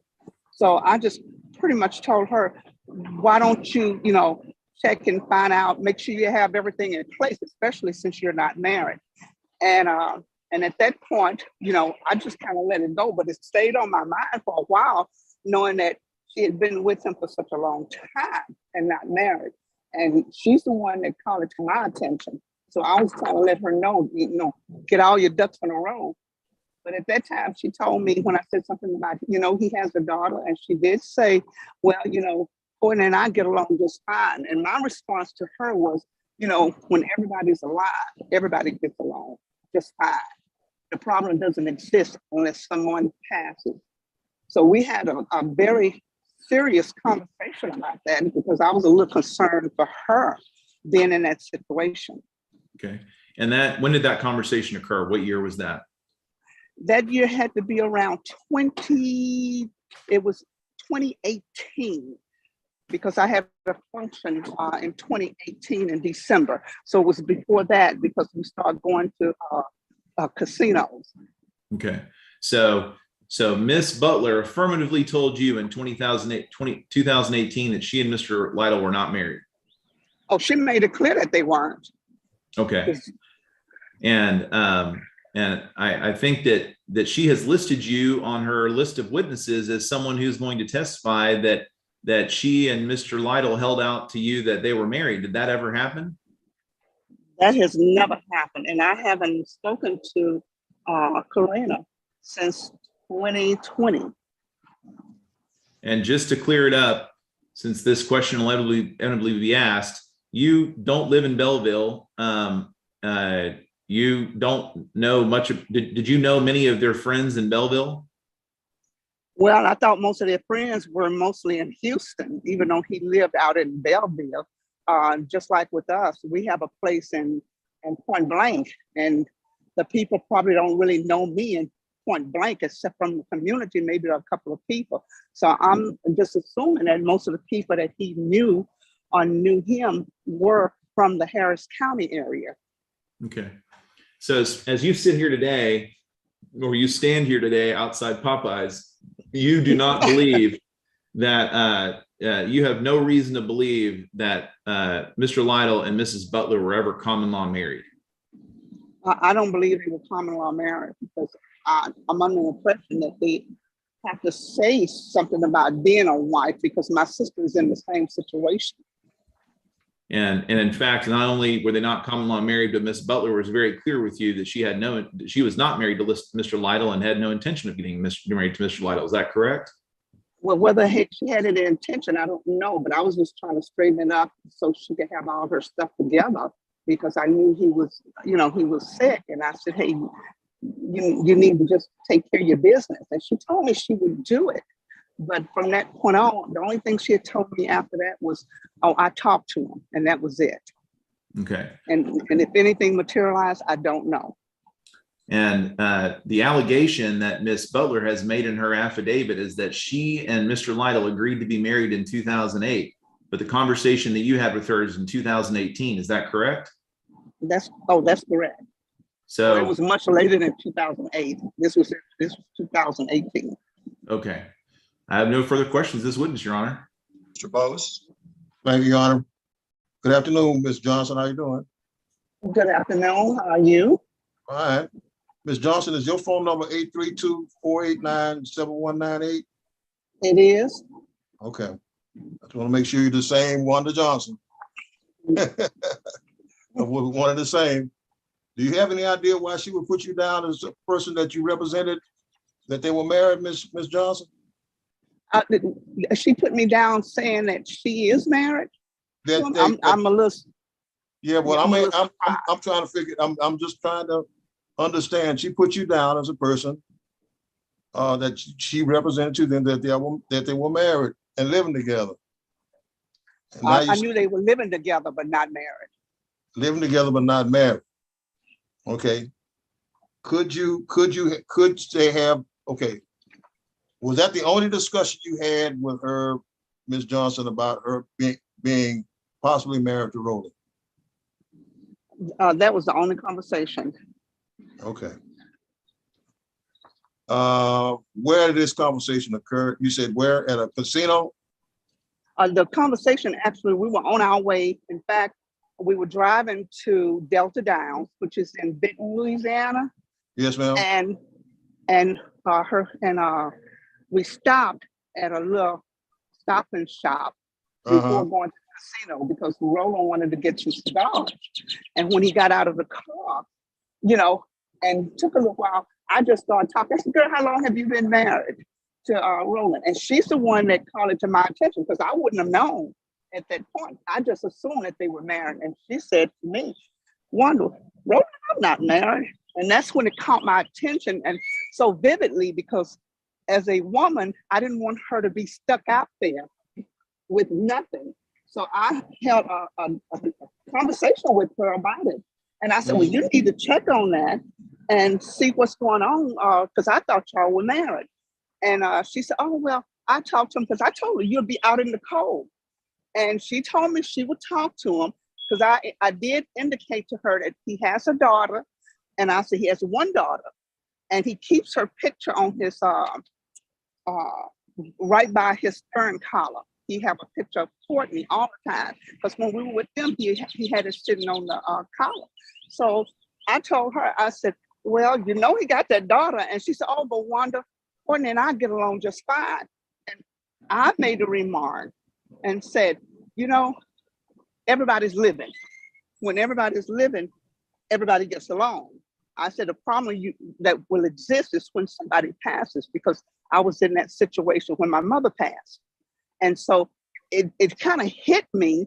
So I mentioned it to my husband. I said, did you know that they weren't married? And he didn't even know at the time.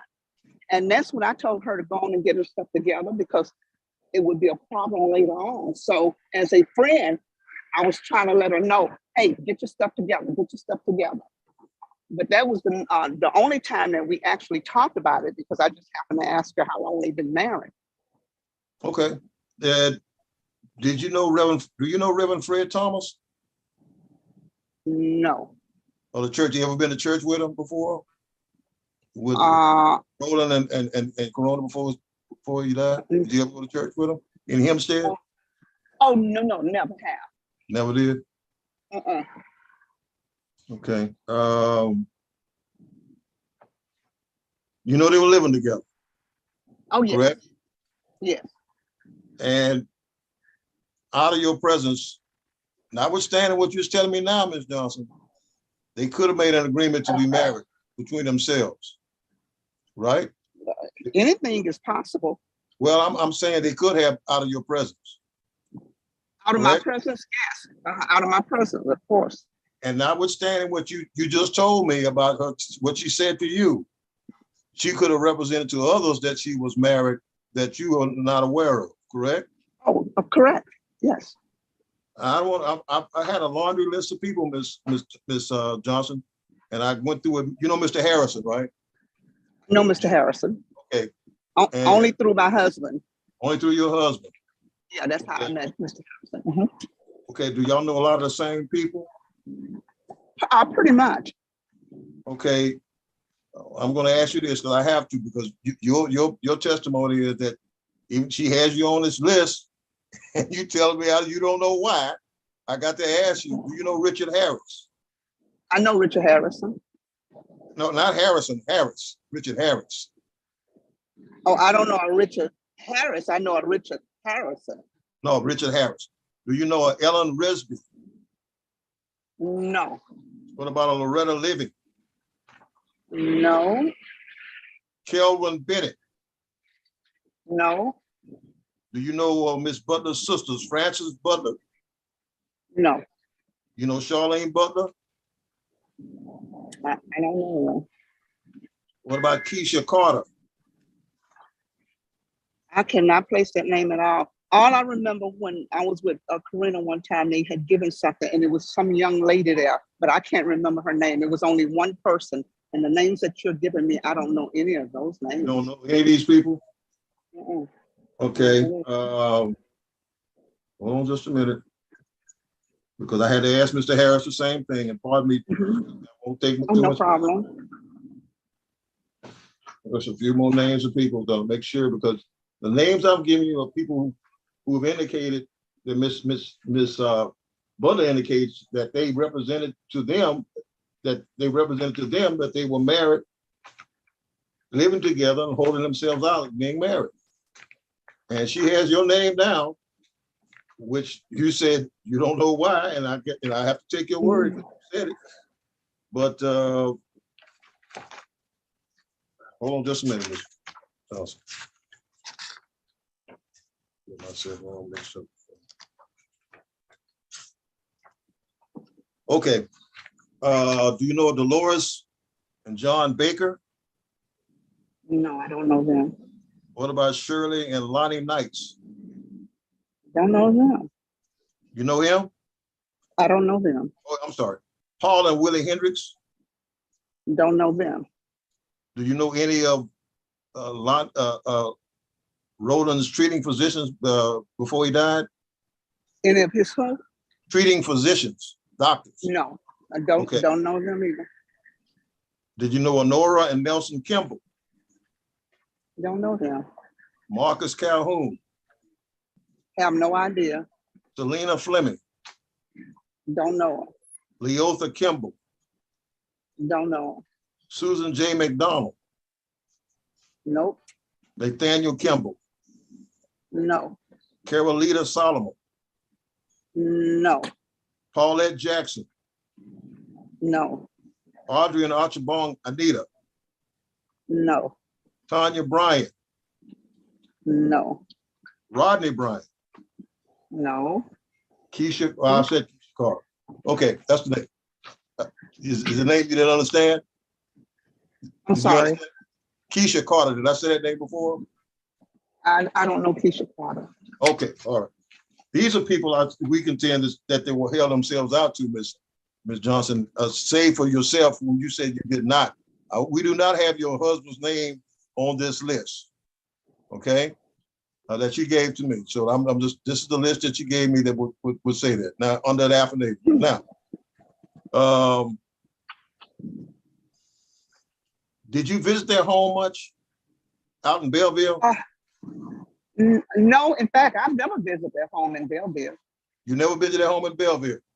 No, the only time I visited home was when they were living when Roland was living in Channelview and when he was living over in Fifth Ward. Now, when he was living in Fifth Ward, I think I was going over there with my husband, and Farina was there. Okay, he lived on Press Street. The name of the street was Press. I think that's the street name. Okay, but you never went to their home in Belleville. Never have. You never went to their birthday parties. No. Now, I did go to Roland had a timeshare. And this was in 2016, 2017. And we did go to the timeshare because we went out on a boat and he let me drive the boat. So that's the only place. I don't know if he still has it, but now we never did meet at Belleville. Every time we met somewhere, it was either at Cracker Barrel, which was near, it was somewhere near where they live. We will meet at the dock or something like that, or either they'll come to our house. But I've never been to Belleville. Okay, so you never went to church with them in Hempstead. Never went to church in Hempstead. Okay, so you don't know what representations were made by either one of them as being married to anybody in the church in Homestead, correct? No, I don't. And you would not know of any, you would not have any personal knowledge of any representations that may have been made by either one of them, whether God and they were married or not, while they were living in Belleville, correct? I wouldn't know. Okay, only what she said to you. Yes. Okay, pass the witness. Morris. I have no further questions, this witness, Your Honor.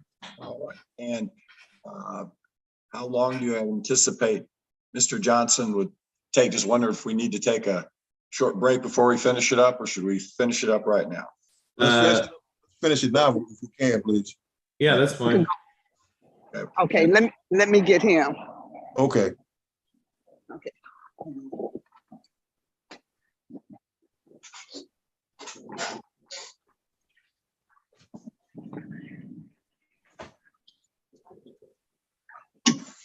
Okay, they need you. I'm gonna take the AirPod out. Okay. Well, it should work.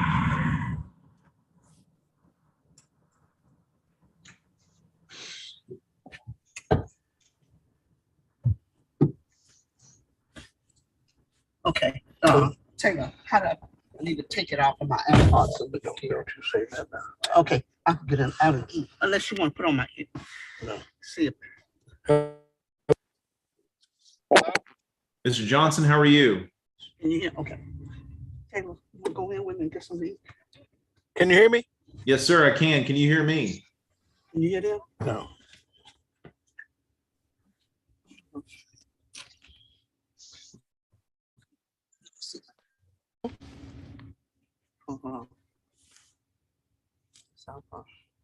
Taylor, help me out here. Huh? Okay. Hello? Hey, Mr. Johnson, how are you? Hold on, let me cut up the volume. Can you hear me now? Yes, sir, we can. Still low. It's still low. Hold on. Hello? Hey, Ms. Johnson. It's still low. Hold on, it's very low.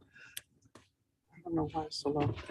Let me move the part out the way. Hold on. But were you able to hear me at all on this one? No. Let's try it again. Hello? Hey, Mr. Johnson. Yeah. Can you hear me? Yes. Okay, that's great. All right. So please state your full name for the court reporter. Guy Trent Johnson. Okay. And Mr. Johnson, how did you know Roland Lytle? Well, I knew Roland from work. We worked together at Phillips Petroleum in Okay. Pasadena. And you guys actually knew each other since junior high school. Is that correct? Well, it was high school. I went to Carver High School in Waco, and he went to Aldine Carver in Houston. And in 1970, our two teams played each other. Okay. And then after that, y'all both began to work at the same place together. Is that correct? That's correct. And how often would you say you spoke with Mr. Lytle? Every day. Okay. And when did you meet Karina Butler? Oh, I met Karina.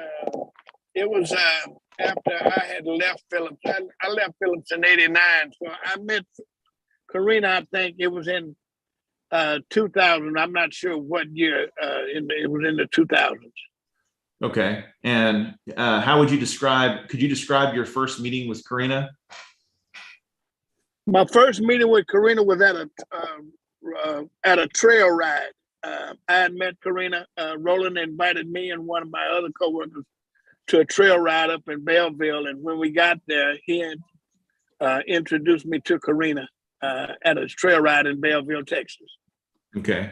And so Miss Butler has alleged that in 2008, she and Mr. Lytle agreed to be married. Did Mr. Lytle ever talk to you about being married to Karina Butler?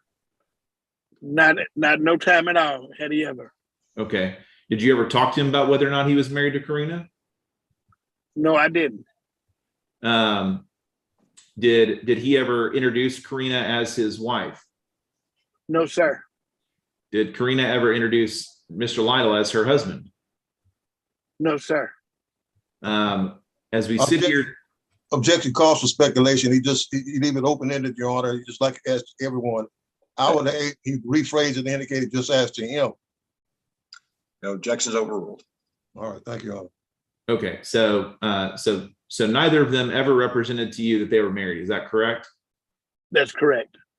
And as you sit here today, do you have any reason to believe that Roland Lytle was married to Karina Butler? No, sir. Okay. And as his friend of over 40 years, do you think that's something he would have told you? Of course. Okay. And how did you ever go visit with them other than the trail ride in Belleville? Yes, sir. Uh-huh. Okay. And I'm sure Mr. Bo's going to ask you a laundry list of people to see if you know, but did you get to know anybody up there in Belleville? No, only Roland and Karina. Okay. And while you were up there with them in Belleville, did you ever go to any of his birthday or Christmas parties? No, sir. Okay. But when y'all were out and about in town, did he ever introduce Karina to anybody in town as his wife? Not to my knowledge.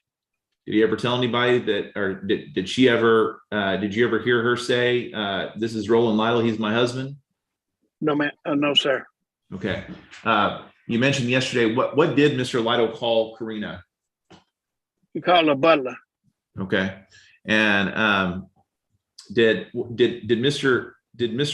what did Mr. Lytle tell you about getting married?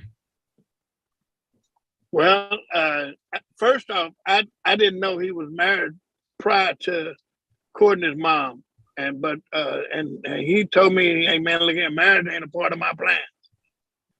Okay. And what do you mean? He told you marriage was not part of his plan, part of his plans after getting divorced from Courtney's mom? Yes, yeah, he told me now that wasn't a part of his plans anymore. Okay. Did he tell you he didn't plan on getting married after 2008? No, sir. Okay. So you're only you're basing this on a conversation that occurred prior to when he and Miss Butler alleged that they agreed to be married. Is that correct? Wait, rephrase that again. Sure. So according to an affidavit that has been filed, Miss Butler alleges that she and Mr. Lytle agreed to be married in 2008. Not to my knowledge. Okay. After 2008, did you ever have a conversation with Mr. Lytle about, I don't want to get married ever again, or oh, I'm married to Karina? I mean, did they ever have a conversation with you about marriage after 2008? No, sir. Okay. I will pass the witness, Your Honor. Mr. Bose. Thank you, Your Honor. Good afternoon, Mr. Johnson. Good afternoon. Now, Mr. Johnson, what year did Mr. Rowland tell you that he didn't want to get married again after he had divorced Courtney's mother? Well, I can't give you a specific year, but I just know that, he had told me that he wasn't married, wasn't a part of his plans. And that was before 2008, right? I really can't just say what year because I'm not good on, and I don't want to lie and say the wrong thing. So no, we'll just stick with what you testified as to, Mr. Johnson. How about that? That's fine. Okay, now you said y'all talked to him. You talked to him every day, right? When we were working together, we talked every day. Matter of fact, we carpooled together. All right. He retired in 2014, right? I would believe so, but I retired way before then. Okay. Well, after he retired, y'all continued to call each other every day? Not on a daily basis, no, sir. Okay. Did he ever talk about any woman other than Courtney? No. The only woman he ever heard him talk about is Courtney, correct? I think. Well, I mean, no, that's not correct because he would talk about Karina, but not like because we cruised a lot. We went to a lot of casinos together. We cruised a lot, and we still talk. But he didn't mention anything about marriage or anything. No. Let me rephrase that to make you understand. Okay. I'm not trying to say that, Mr. Johnson. I'm just saying whether or not you ever had any conversations about any woman other than Karina. And I ain't talking about marriage. I'm just talking about. No, okay. Sir. That's all I'm saying. Nothing about marriage. Okay. Let me make you understand. Okay. Yes, sir. Do you know of him dating any other woman other than Karina? No, I don't. Okay. So you know him since high school when y'all played football against each other. Well, it was basketball, sir. Basketball. Who won? They did. Uh-oh. Okay. All right, now. And after 2008, you don't remember any conversation you had with Rowland about whether or not he was married or not? Yes. No, sir. No, sir, you did not. None. No, sir, I didn't. None. Okay. All right. Now, so you have no personal, out of your presence, you have no personal knowledge whether or not Karina and Rowland ever said agreed to be married in 2008. Not to my knowledge, sir. Okay. You have no personal knowledge that they were living together and as husband and wife, do you? No, sir. And you have no personal knowledge whether or not they actually held themselves out to anybody else as being husband and wife, do you? Not to my knowledge. Okay. And as Mr. Morris indicated, I'm going to do the same thing like I did your wife. I'm going to list, and I'm not taking too much of your time. I'll just give you this laundry list of It's not gonna take too much of your time, Mr. Johnson. Do you Okay. know a Reverend Fred Thomas? No, I don't. Do you know any of Roland's physicians before he Of died? his physicians? His doctors? No, sir. No, Okay. sir. Do you know Dolores and John Baker? No, I don't. Do you know Shirley and Lonnie Knights? I do. And I what know do you Lonnie worked with us in Phillips. Okay, Lonnie is on this list that indicated that she represented that Roland and Roland Karina represented to him that they were married, both Shirley and Lonnie. Okay. Now, you know Paula and Willie Hendricks? No, I don't. What about Honora and Nelson Kimball? No, I don't. What about a Marcus Calhoun? No, I don't. What about a Selena Fleming? No, I don't. Leotha Kimball? No, I don't. Susan J. McDonald? No, I don't. Nathaniel Kimball? No, I don't. Carolita Solomon? No, I don't. Paulette Jackson? No, I don't. Audrey and Archibald Anita? No, I don't. Tanya Bryant? No, I don't. Rodney Bryant? No, I don't. Keisha Carter? No, I don't. All right. All these persons I indicated, you indicated that Roland and Karina represented to them and held themselves out to each one of them that they were married, living together near Bellevue in a home. But as far as you're concerned, that never happened with you, correct? Correct. All right. Now,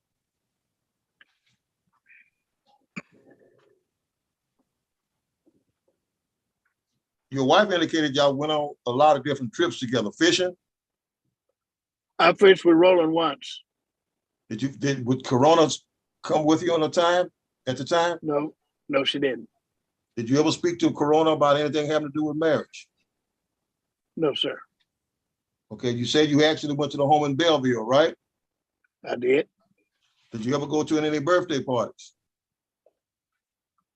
No, sir. What about holiday gatherings? Not up there. No. Not up there. Where?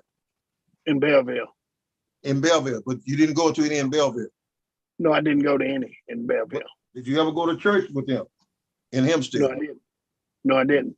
Okay.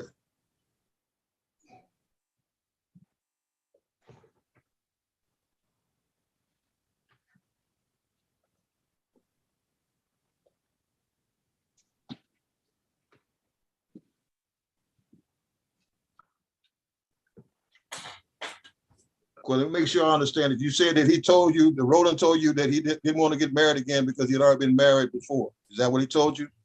That's what he had told me. Okay. But nothing after 2008, correct? Correct. All right. Pass the witness. Mr. Morris? That's all I have, Your Honor. All right, so Mr. Morris, anything else? No, Your Honor. I think there's one other witness that's in the waiting room, and I can call her real quick if you don't mind. But if the court's ready, then we can make brief closing arguments and be done. Well, if everybody's here, if you think it'll be a brief witness, let's go ahead and get it on the record. Okay. Yeah, her name is it's Mr. Lytle's cousin, Catherine Crawford.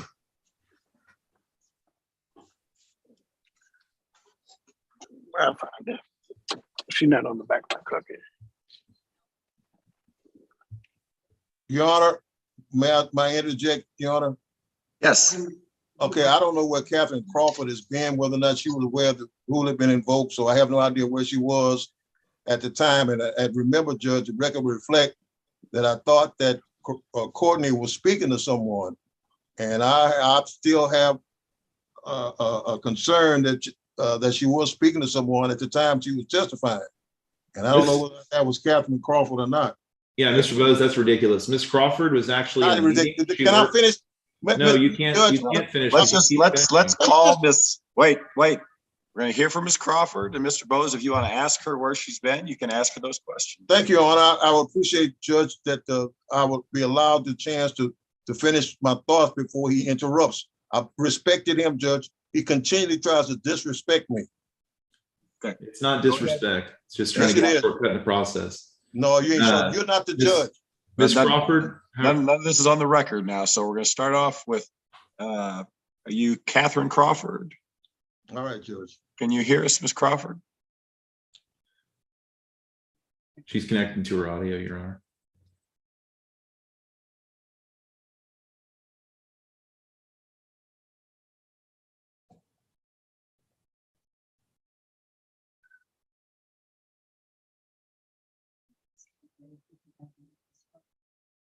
Uh, Yeah.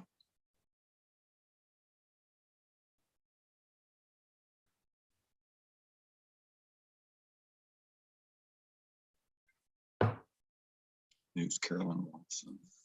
Ms. Crawford, can you hear me? Oh, okay, that's right, that's right. I don't even,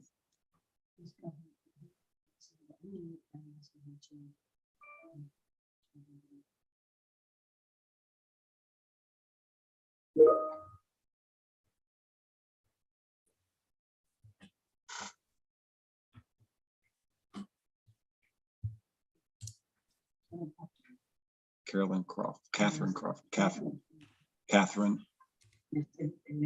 Karen Watson. Oh, that's my associate, Your Honor. She's on her phone. We're trying to find Catherine Crawford. She's the one that says Galaxy A12 that's on there, Your Honor. I've already asked her to unmute, and I've already asked her Yeah, to. so we sent her a message to unmute and Okay. to join us, and we're not getting anything. We saw her earlier.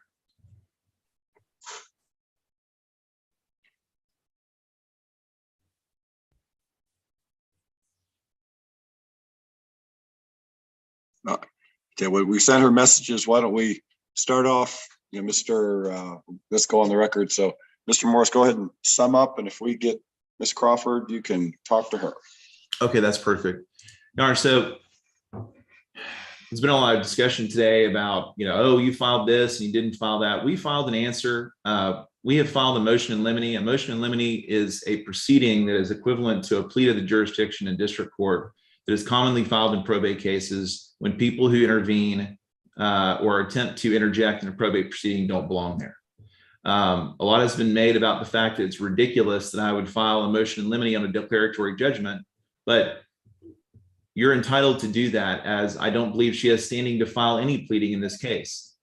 And so today, all that Mr. Bose was able to present as evidence, and the rules clearly show in the motion for limine under the Estates Code that it is an evidentiary proceeding.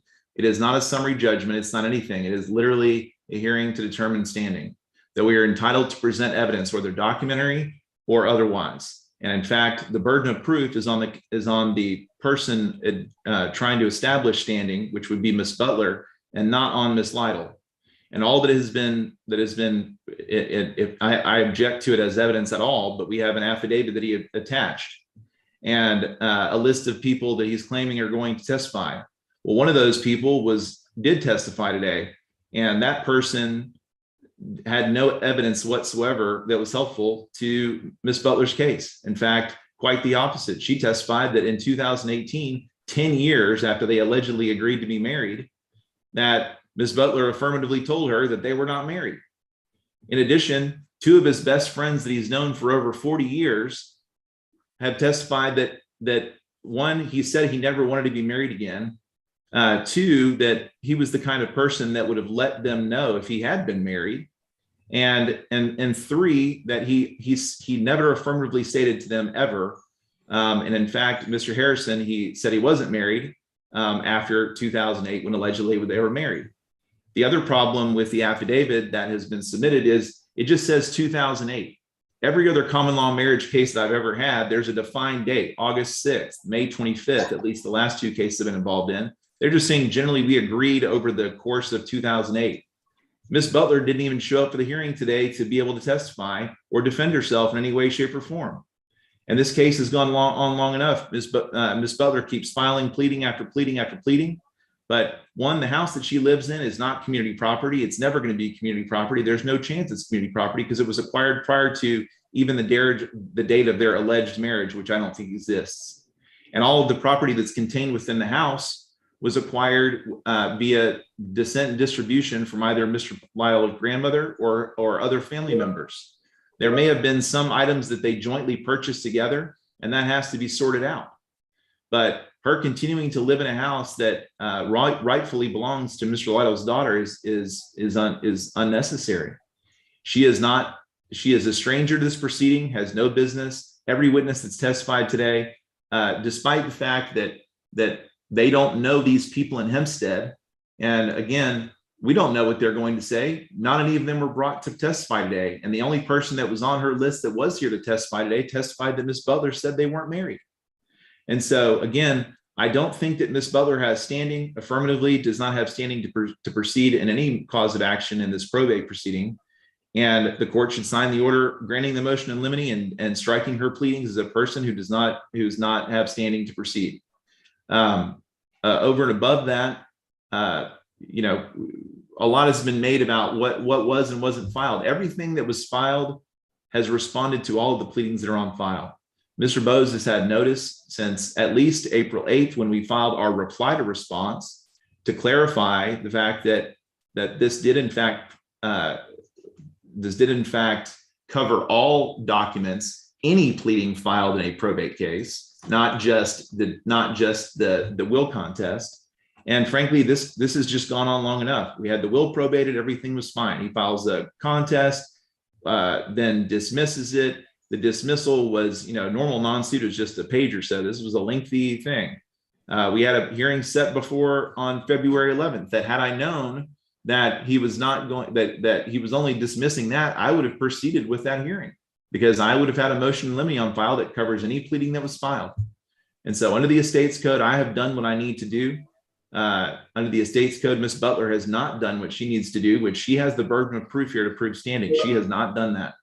I have proved affirmatively through multiple witnesses that they were not married, that he had no intention of getting married, and that even she herself, as late as 2018, told a witness that she had on her own witness list that she was not married in the backseat of a car on the way to Delta Downs. So with all that, Your Honor, I urge the court to sign the motion in limine and strike her pleadings and allow us to proceed with finalizing this estate. Mr. Bose. Thank you, Your Honor.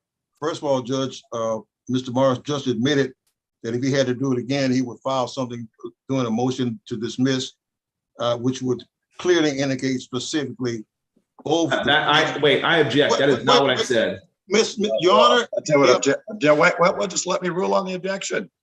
The objection's overruled. Continue, Mr. Bose. Thank you. As I was about to say, Judge, he's trying to take me off course here. I've said he's indicated that he would file a motion to dismiss for lack of standing as to both the will contest and as to the declaratory judgment. And again, I say to Your Honor, I would ask the court to take judicial notice of the fact that the motion to dismiss for lack of standing clearly and specifically only covers the will contest. It doesn't cover anything else. That is why I did not show up today, Your Honor, with any witnesses to testify for an evidentiary hearing, because I indicated in my response to that this motion to dismiss for lack of standing as to the will contest is moot because I non-suited it without prejudice to refile, because I did so, Your Honor, clearly to prove up that she was in fact had a common law marriage with the decedent. And so, Judge, and I should have an opportunity. I went along with the court so we can make this record today. But I object to the fact, Judge, that I still don't believe that the independent executive has actually responded to the declaratory judgment. Most of the pleadings are talk about me trying to get a temporary injunction and what I would have to prove in order to get a temporary injunction. I sought a temporary injunction to prevent them from throwing out. The burden of proof is clearly on me, Judge, as the client for the person who is trying to prove that they were the common law person by preponderance of the evidence. I have been practicing law for over 40 years. There's no way I would have done this if it without fact enlisting all those people and at least have an opportunity to take their depositions. and have an affidavit from these people. I clearly indicate, Judge, that the fact is that notwithstanding that, her not being here today, that the evidence clearly shows that and this should take in consideration, is that there are enough people on here to make this a fact issue, because this is still a fact issue, and and can be based on circumstantial evidence. The thing is, Judge, that counsel for the independent executive continually tries to confuse the issue. My client, Ms. Butler, does not have to prove she has a standing to bring a declaratory judgment to prove that she was a common law wife of the decedent. In other words, what he is saying is you have to have standing to prove standing. And that is not the law. He cites not one case that says that, Judge. He doesn't cite one case, Judge, that indicates that he can file a motion to dismiss for lack of standing, specifically indicate what he's filing the lack of standing for, and then try to cover himself by saying, I covered all pleadings. That is not the law, Your Honor. He did not cover it. That's why I did not bring it. Why? Because I was telling the court that is a moot. And so today, Judge, I was thinking that the only thing we were coming for today, whether or not the court was going to allow a temporary injunction, we're going to put up a bond, whatever the court may say, so we can have some discovery. And I think it'll be truly clearly a manifest injustice if it's not allowed, Judge, to have some discovery to allow these people to come forward and have it. Because I like to get them under oath from depositions, Judge, and then he can testify these, because what he's brought, yes, Ms. Johnson said she didn't say it, okay? But there are enough other people on here, Judge, including Reverend Thomas, that came, and you heard Courtney testified that she told the Reverend Thomas not to come out there because she didn't want him to tell the truth. Well, what they seem to believe, Judge, is anything that comes out of their mouth is the truth, and that there is no other side to this thing. But all I'm saying is, Judge, this is not, as I said before, this is not a trial. This is not a no evidence trial. You know, and an evidentiary hearing should not have occurred today. I went along, Judge, because we had to try. The court is trying to make a record, try to get a feel. But clearly, Judge, justice demands that we be allowed an opportunity to take the depositions of the people and show this clearly. Because too much is at stake, Judge, with regard to this, to allow this without happening with this. Especially when, as I said, there's no answer. Courtney likes brother file an answer. There has not been an answer filed by the independent executive. There's been a response. There's been a response to things.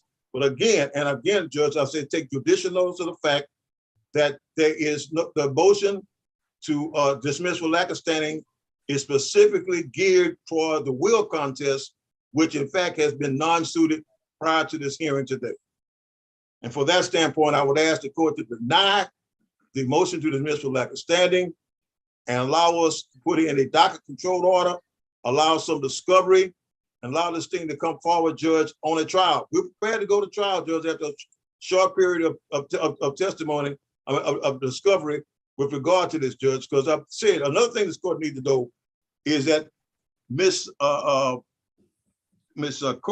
Courtney Butler went through the same process, Judge, to proving up that she was in a common law marriage with with the decedent, which is Social Security. That's one of the evidence right there, Judge. And she passed that as well, Judge. Some of the same people who were testifying before this court are given an opportunity. As I said before, Judge, I would have brought them today if in fact I thought we were going to have this evidentiary hearing. But it doesn't apply to this particular circumstance, as I said in the first place, because she didn't have to prove standing to prove standing. That's all, Judge. Your Honor, briefly reply. Well, I tell you what, I think I've heard enough to make at least review my notes and make a decision. So I will do that and get back to everybody next week. Thank you, Your Honor. So, y'all, thank you very for much, being Your here. Honor. Y'all have a happy Easter. Yes, Your Honor, you too. Thank you. Thank you. Okay, bye-bye. Thank you, Judge.